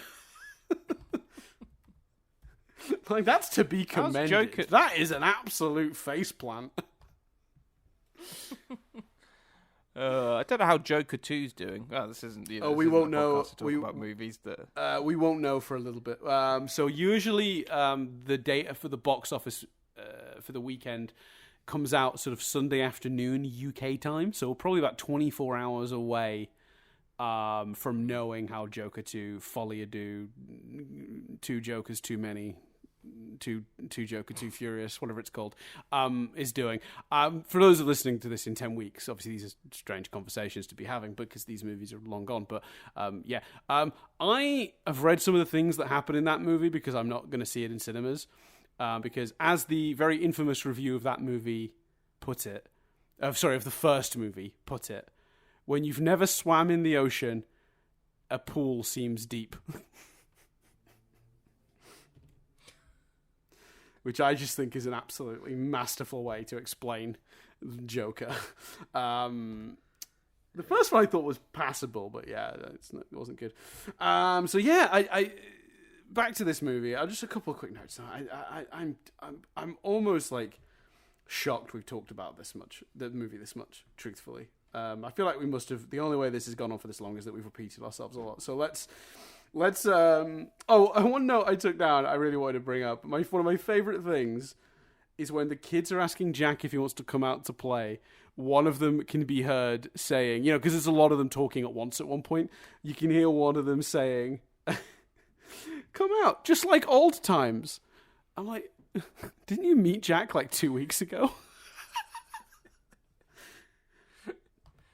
2 weeks. It's very strange. weird.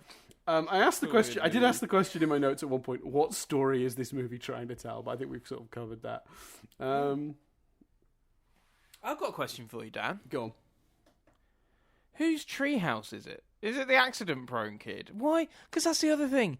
Like, this kid appeared. Like, there's so many like parenting. Like, This is like my best friend Jack, who's my best friend, despite the fact that my mum's had such little exposure to him, she doesn't realise he's the principal she recently kissed and bailed out of jail. What name does he even give? He's got a fucking thing. He's got a mugshot. I forgot he ended up in jail. He's got a mugshot. What name? What did he just give his own name? And did they not look him up on the system and go, "Oh, it's weird"? Says you're 10. Yeah.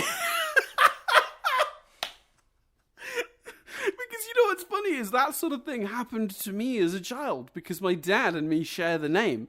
So like I would apply for bank accounts and stuff, and they'd be scratching their heads staring at the system, address name matching up with a guy born in the 60s, and they're going like, well, you don't look like you were born in the 60s. You know what I mean? So, yeah, you're right. Immediately, they would just see the records, right? They would see his age and be very confused.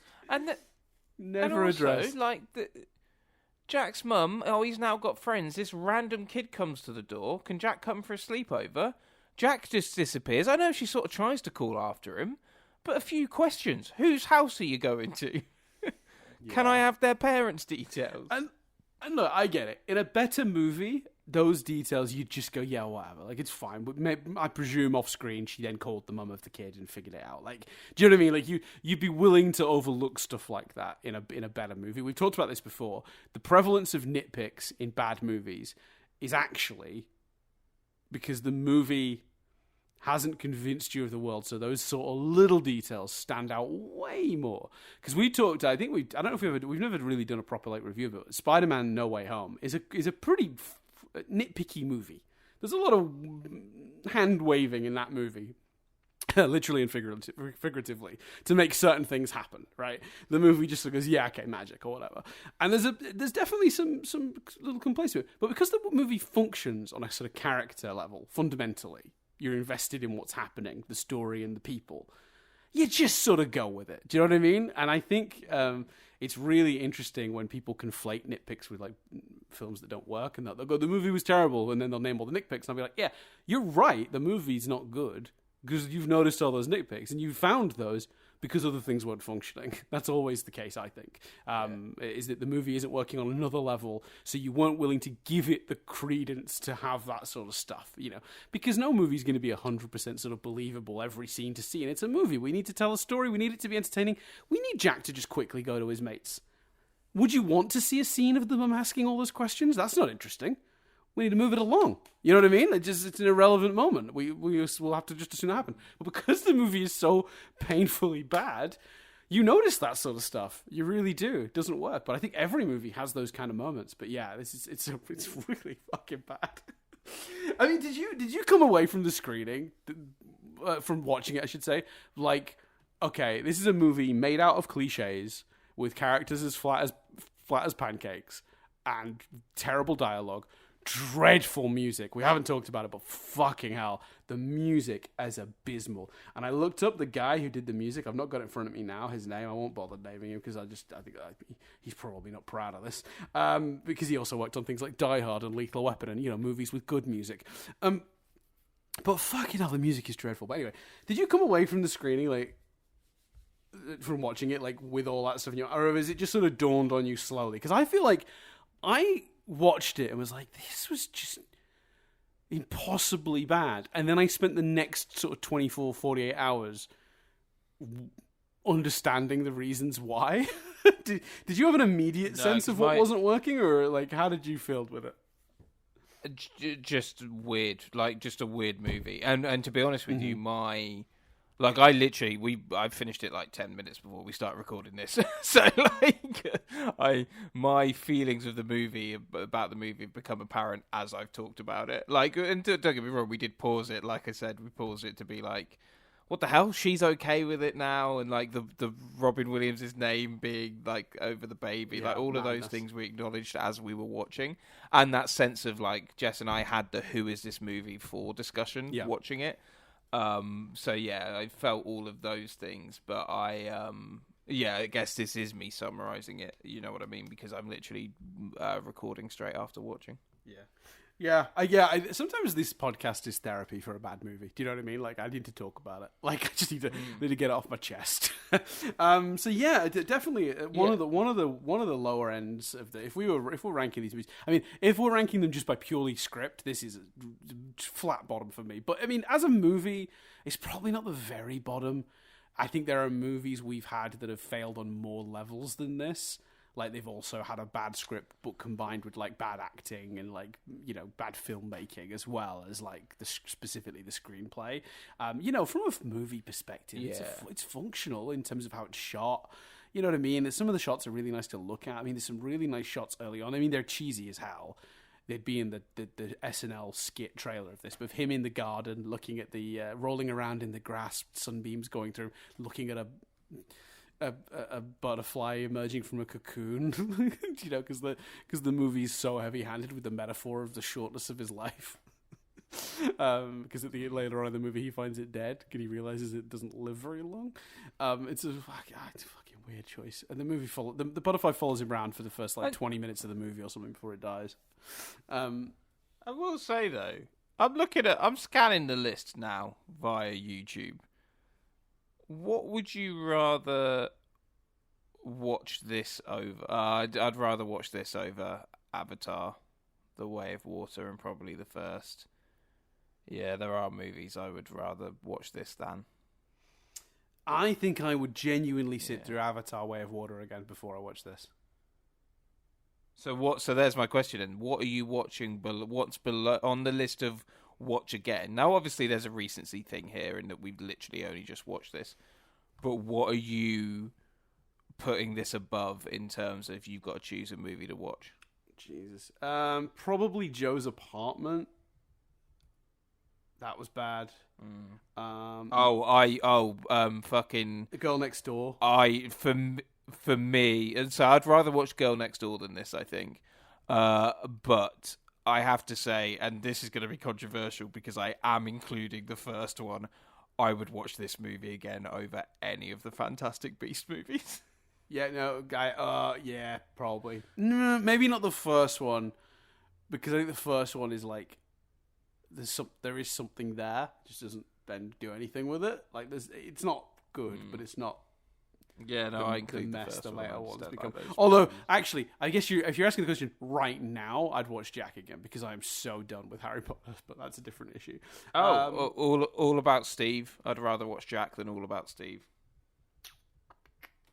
Was all About Steve's the Sandra Bullock one, right? Yeah. Yeah, no, that was pretty bad. Yeah, All About Steve, Joe's Apartment. That's about it, though, right? Like, what's worse? Oh, no, I'd watch Rent-A-Kid before I watch this again.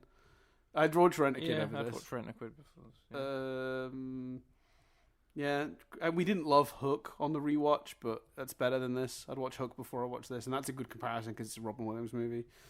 Yeah, no, I'd probably watch. To the bottom. Personally, I'd watch this over Hook, but purely because I have some nostalgia for this, whereas I have no nostalgia for Hook, and I found as is apparent by the fact that I've mentioned her loads. I found Diane Lane quite charming in this movie, and can't remember any character I found as charming in Hook. So I would personally watch this over Hook.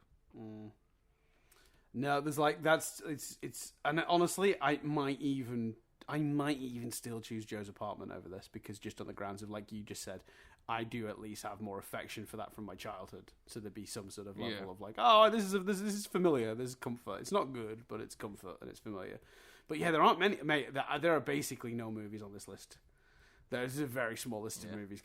I'm really shocked. There is no way that I would have predicted prior to sitting down to watch it that this would be one of the worst movies we've ever covered.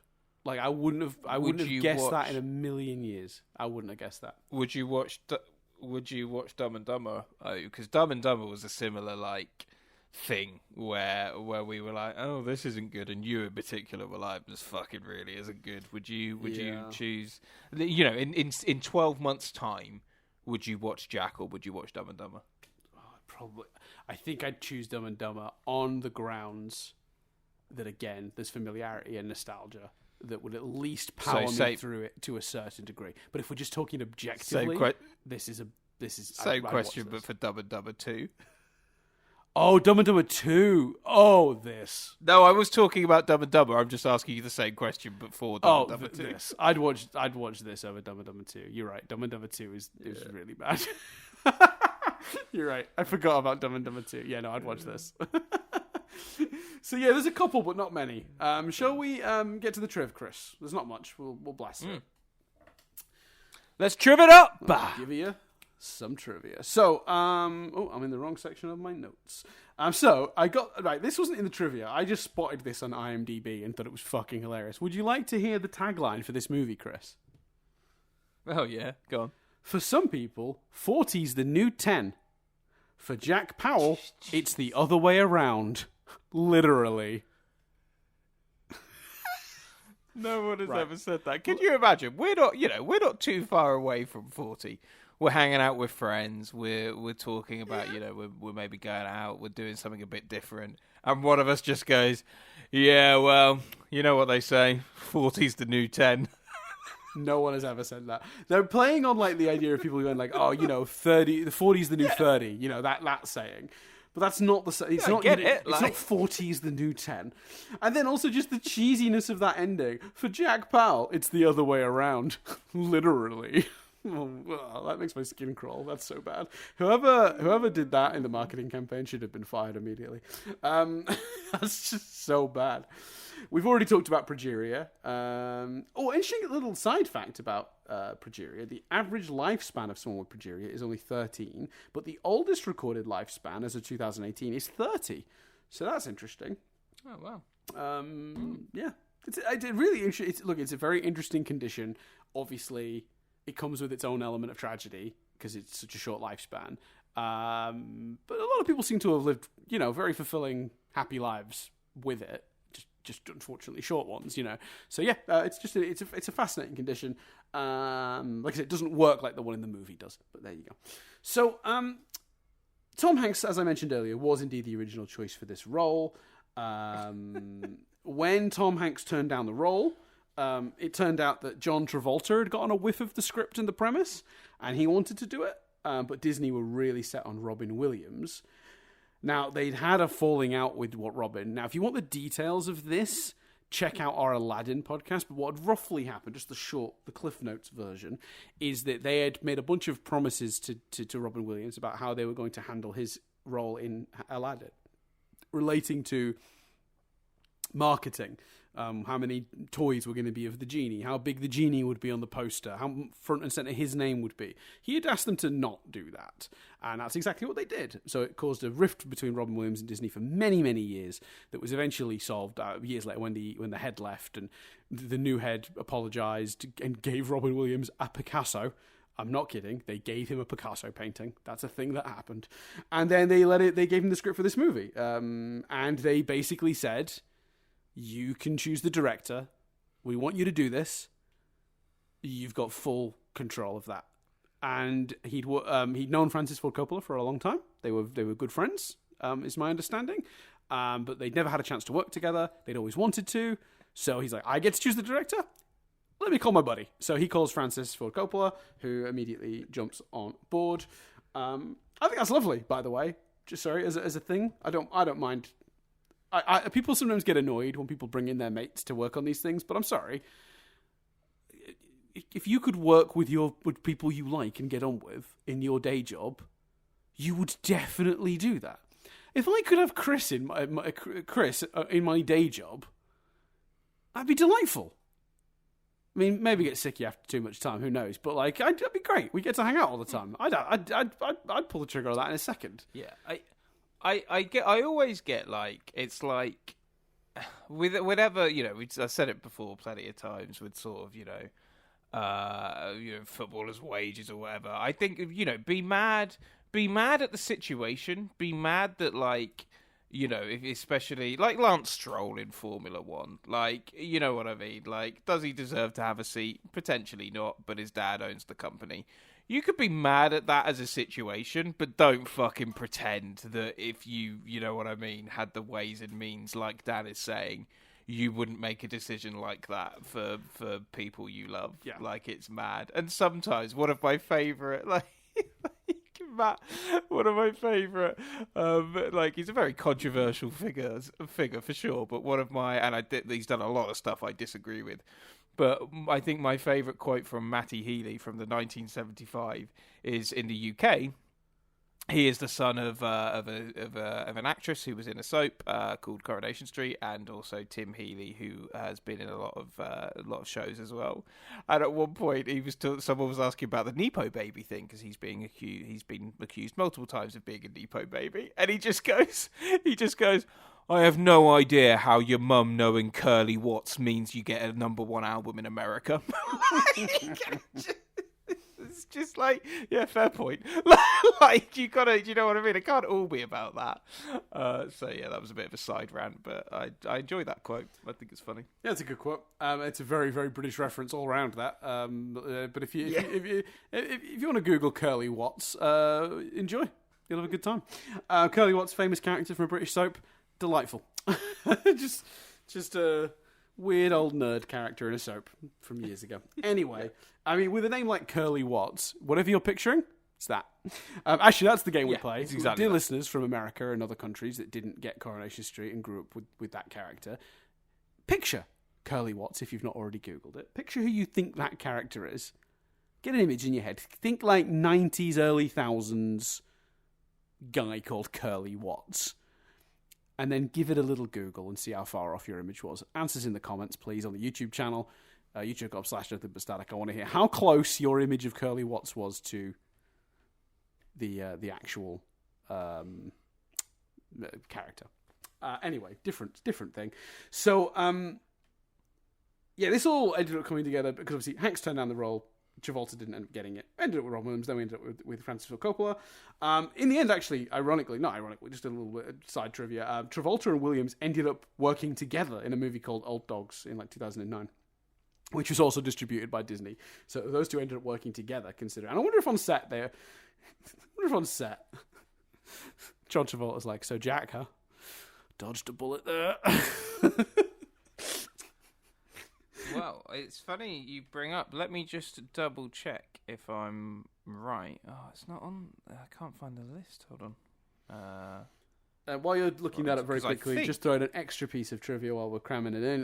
Bryan Cranston was actually considered for the role of Brian Powell, the dad in the situation. That would have been delightful. I like Bryan Cranston, but there's not a lot for that character to do, so it wouldn't have been.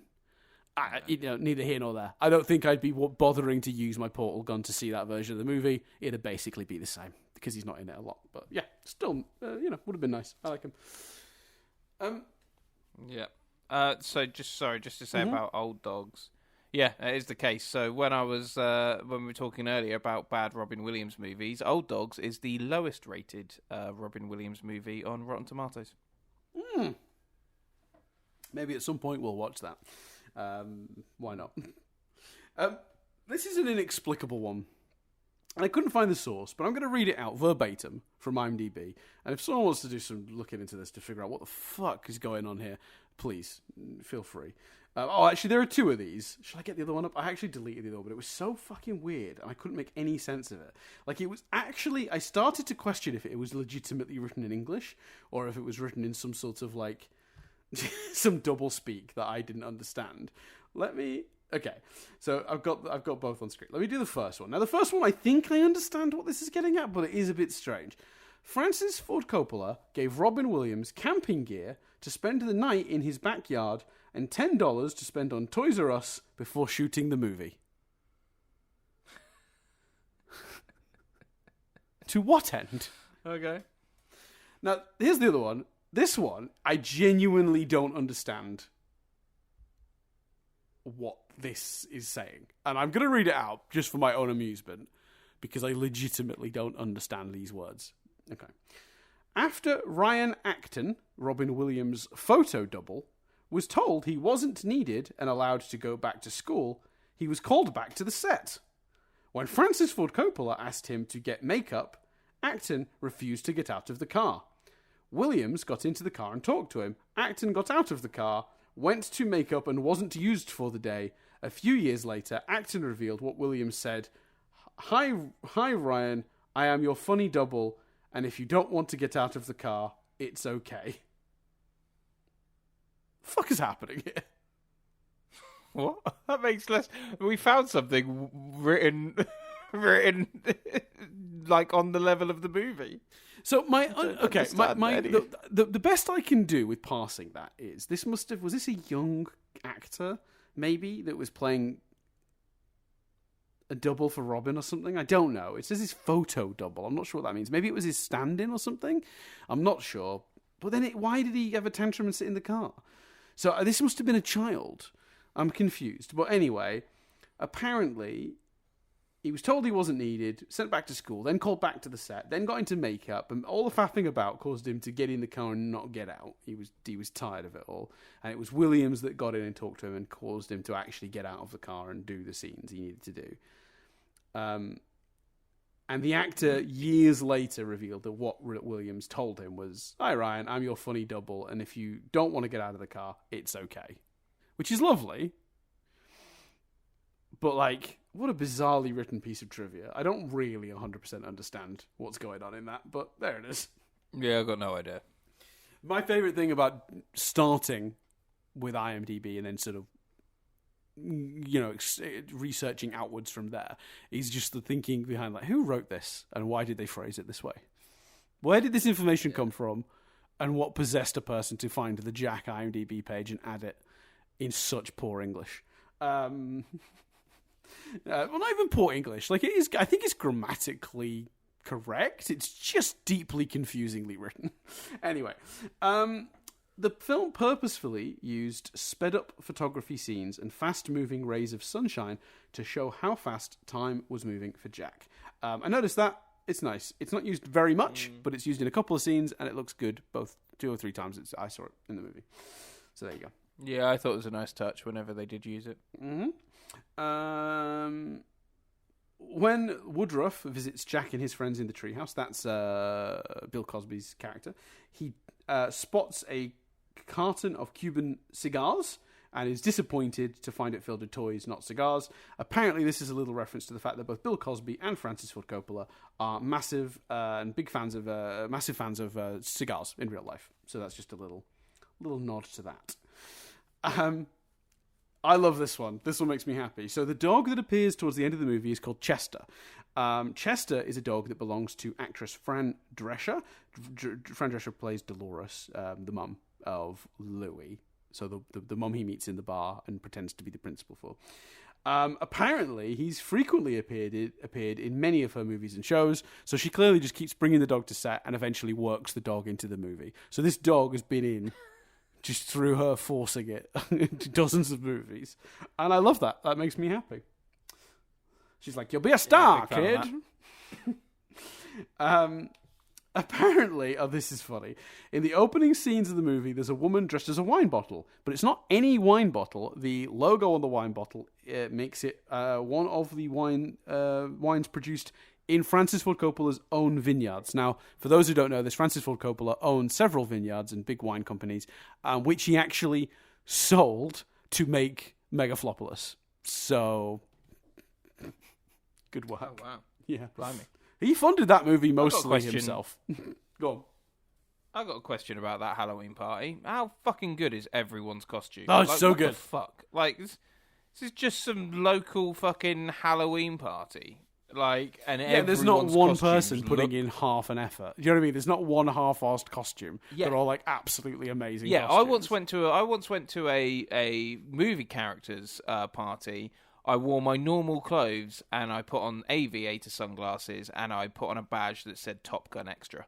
Like, where is that level of fucking fancy dress represented at this party? I had to go somewhere dressed related to a movie like last year, and I just put on a pink shirt and sunglasses. And when I got asked who I was, I was like, Kennedy.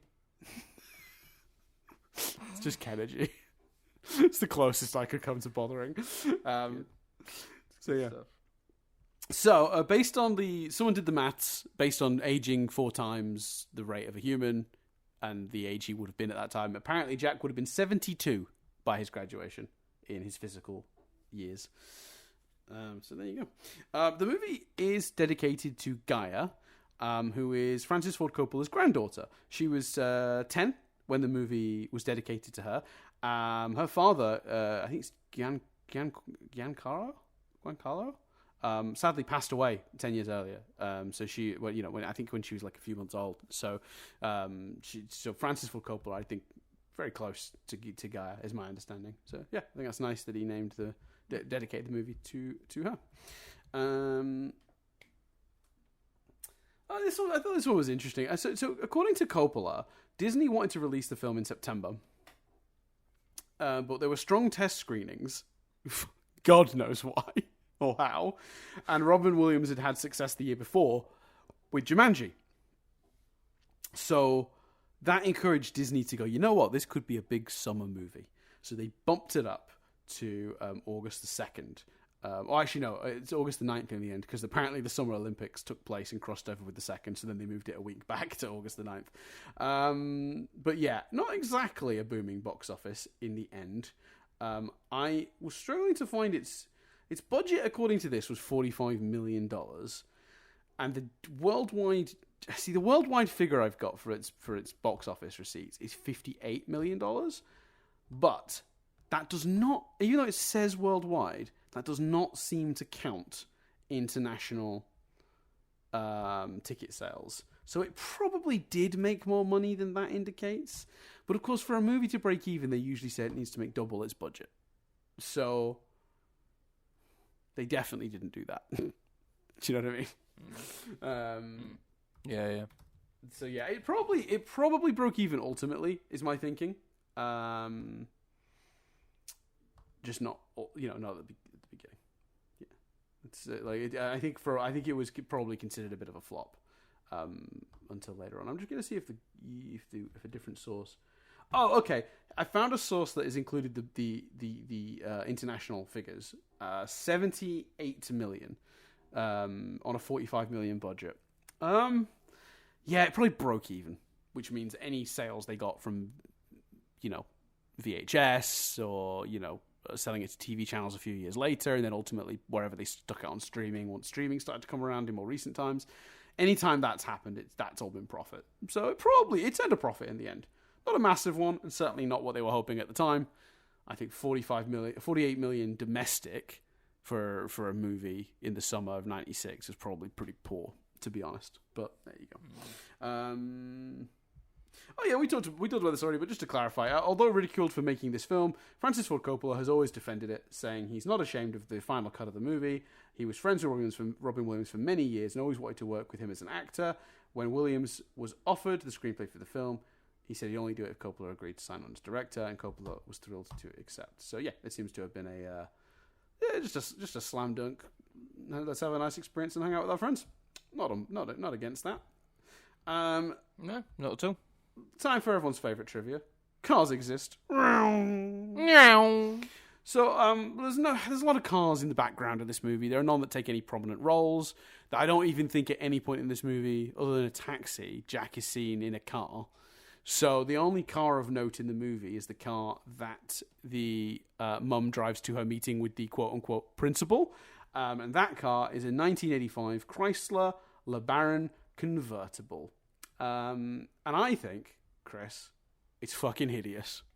It's a really horrible, boxy car, yes. And I don't like it. Bad car.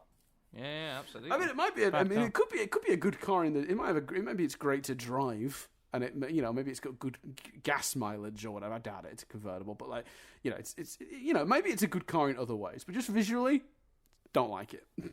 I think it's pretty ugly. I hate those headlights. I'm not a big car guy, but even I know that's hideous. So people should look up the Chrysler LeBaron convertible from 1985. It's absolutely hideous. So yeah. Oh, apparently though in the movie the wheel covers on the car are from a different later model. Thanks to the comments on the Internet Movie Car Database, which is where I often get my Cars Exist from when I don't have any on IMDb. Cool. Still one of our favourite places in the internet. The Internet Movie Car Database does remain one of my favourite websites that I've ever discovered exists. Because we've explained this before, but if anyone's new listening to this, and again, if this is your first episode, I'm sorry. When we first started doing this, we kept noticing that would be trivia that's just like the car the lead character drives is a Ford such a thing from 1963 or whatever. And we'd be like, what? Like, what? Well, that's not really trivia, just telling me the model of the car. So I started doing Cars Exist, where we just read that back. And sometimes, sadly, the movie doesn't have cars, and I have to sort of force it. And that's when my good friend, the Internet Movie Car Database, comes to my rescue. And I learn things about like that, how that car doesn't have the normal wheel caps on it or whatever. So cool. Good work. That's everything, Chris. What do you think? We do we enjoy the trivia? We had a good time. Yeah. I did. Yeah, there was some tidbits there that I didn't know about, which were interesting. I think the whole kid in the car thing's one of the strangest pieces of trivia we've ever had. That's quite. But more because it just doesn't really make sense as a story. Like it's just written in a way that really you're trying to parse it to try and figure out what it's actually saying. That is often the case with IMDb trivia, though. I like very very rarely do I use them as phrased, unless they're a really simple sentence. Do you know what I mean? Like sometimes it's just, like the one that's like, Jack would have appeared 72 at graduation. I probably just read that as it's written on IMDb. Because This is Yeah. can't misunderstand that one. Do you know what I mean? Can't it's such a simple sentence. You can't really get that one wrong. Although they sometimes do that too. Anyway, we love you, IMDb. Here's something weird, Dan. Mrs. Doubtfire on this Rotten Tomatoes list, 17th best Robin Williams movie. That is lower than I'd have expected. I'd have to have a look at what's above it though. Like, what quickly run me through some of the options above it. What's like directly above it? Directly above Mrs. Doubtfire is a film I've never heard of called Lee Daniels the Butler. Oh, I don't know that one. No, I'm not sure either. Then Deconstructing Harry, Moscow the Hudson.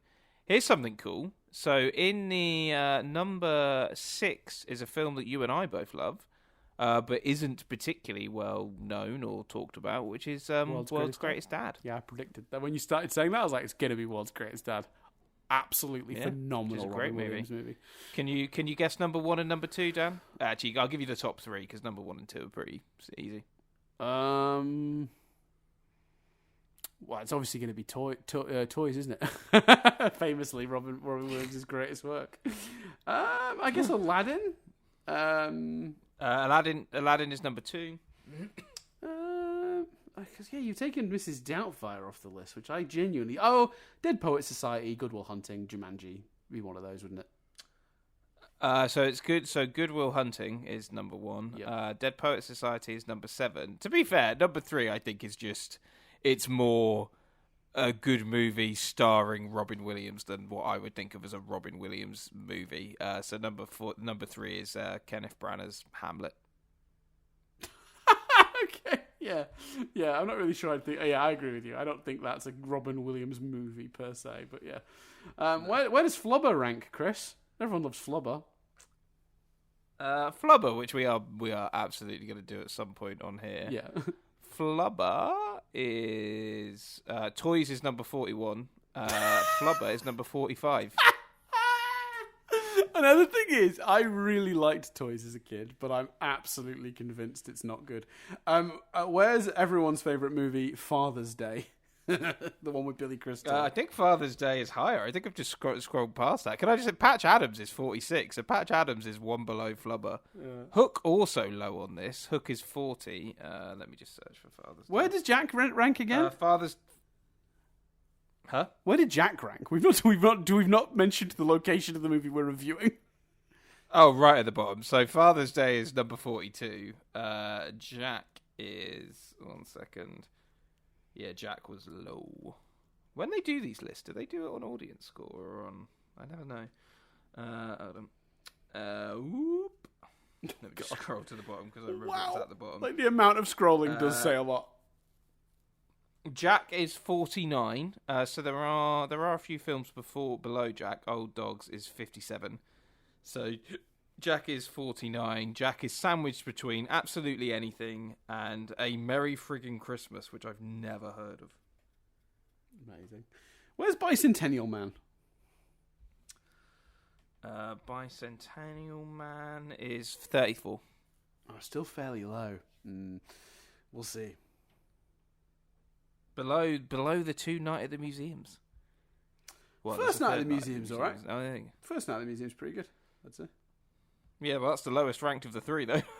That's 30. Battle of the Smithsonian is 29. Oh, this list just completely, like, no. Where's RV? Have they put RV high? Because that's a bad movie. Well, Jumanji's 26, so that seems low. Outrageous. RV is 44, so no, RV is not high. That's correct. Okay, that's about right. Did we say where Father's Day was in the end? It was right towards the bottom, wasn't it? Father's Day. Yeah, 42. Below Toys. Mm-hmm. Oh, that's so funny. Right. So, the big question, Dan. The question we have. You haven't enjoyed this movie. I know. At all. You thought it was the worst script we've ever done. Where are we going next? Honestly, this is one of the hardest ones we've done because the movie I wanted to pick, I was like, it's a good counter to this, potentially, but it equally could be as bad as this, and I don't know if I can do that to myself again. And it is a really good companion to this movie. It's a big 90s comedian taking a swing in a different sort of movie and arguably laid the groundwork for their later career. I do, but it's you got to do it. You got to go for it now. Yeah. All right, Chris.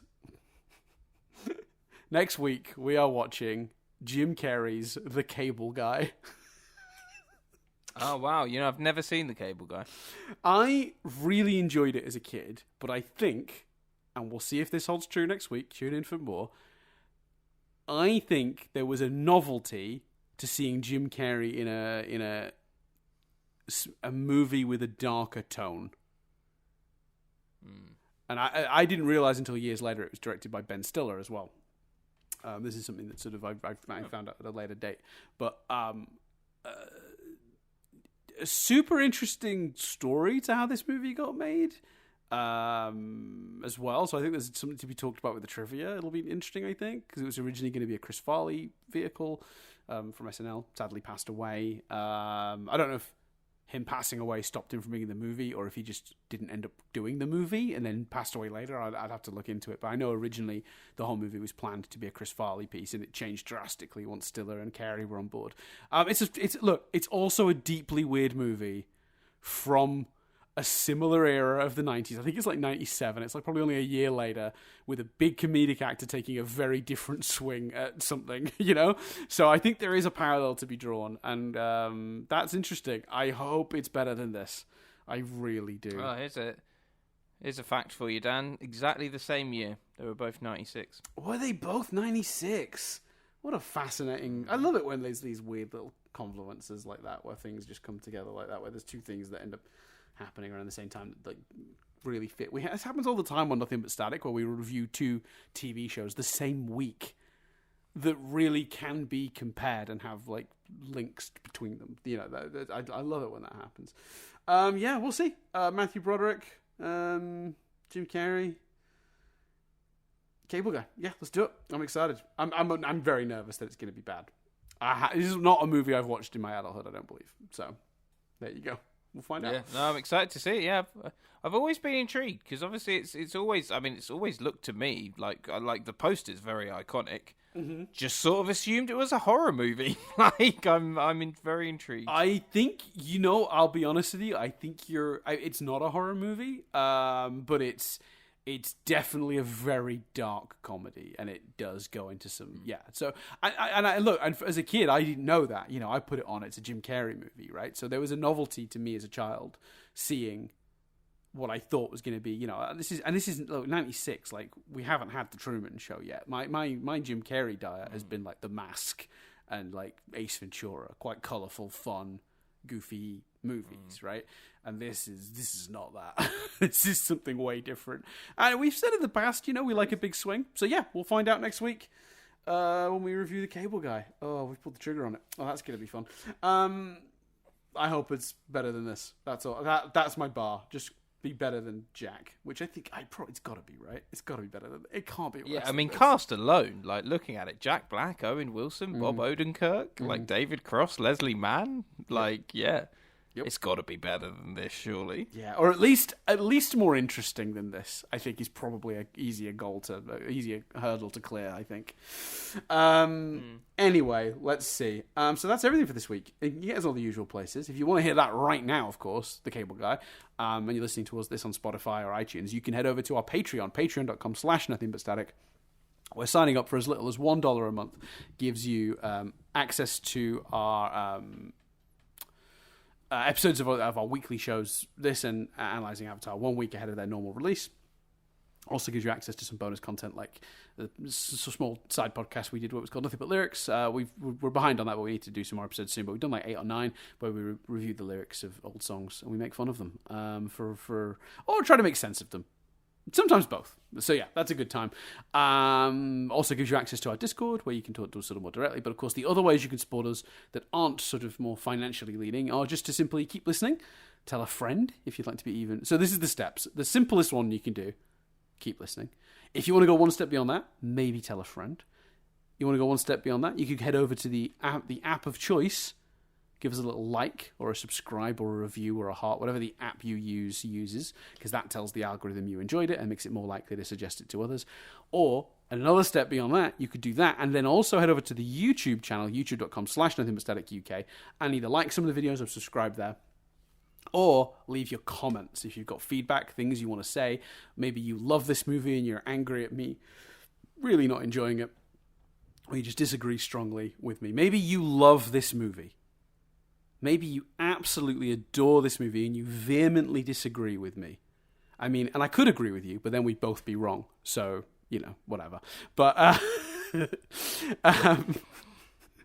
but if you do, you want to, that's mail@nothingbutstatic.co.uk, or head over to the Discord where you can give us things, or find the video post of the post of this on YouTube. It's not a video, but you know what I mean. The post of this podcast on YouTube, and you can comment below and you can tell me how wrong I am. I suspect we're not going to find many Jack defenders, but you never know. Maybe it's someone's favorite movie. Yeah, but those are the ways you can engage with us. Any level of engagement, simply liking it or talking on it or commenting on it, or any of that is all very helpful. Again, simplest version of that is just to keep listening. We love you for that. I think I covered all the stuff in a weird backwards way that I don't normally do it, but there you go, entertaining myself by mixing it up. So I'll pass over to Chris because Chris ends this thing. Yeah, my name's Chris Billingham. My name's Dan Doohan. And this review has been rewound.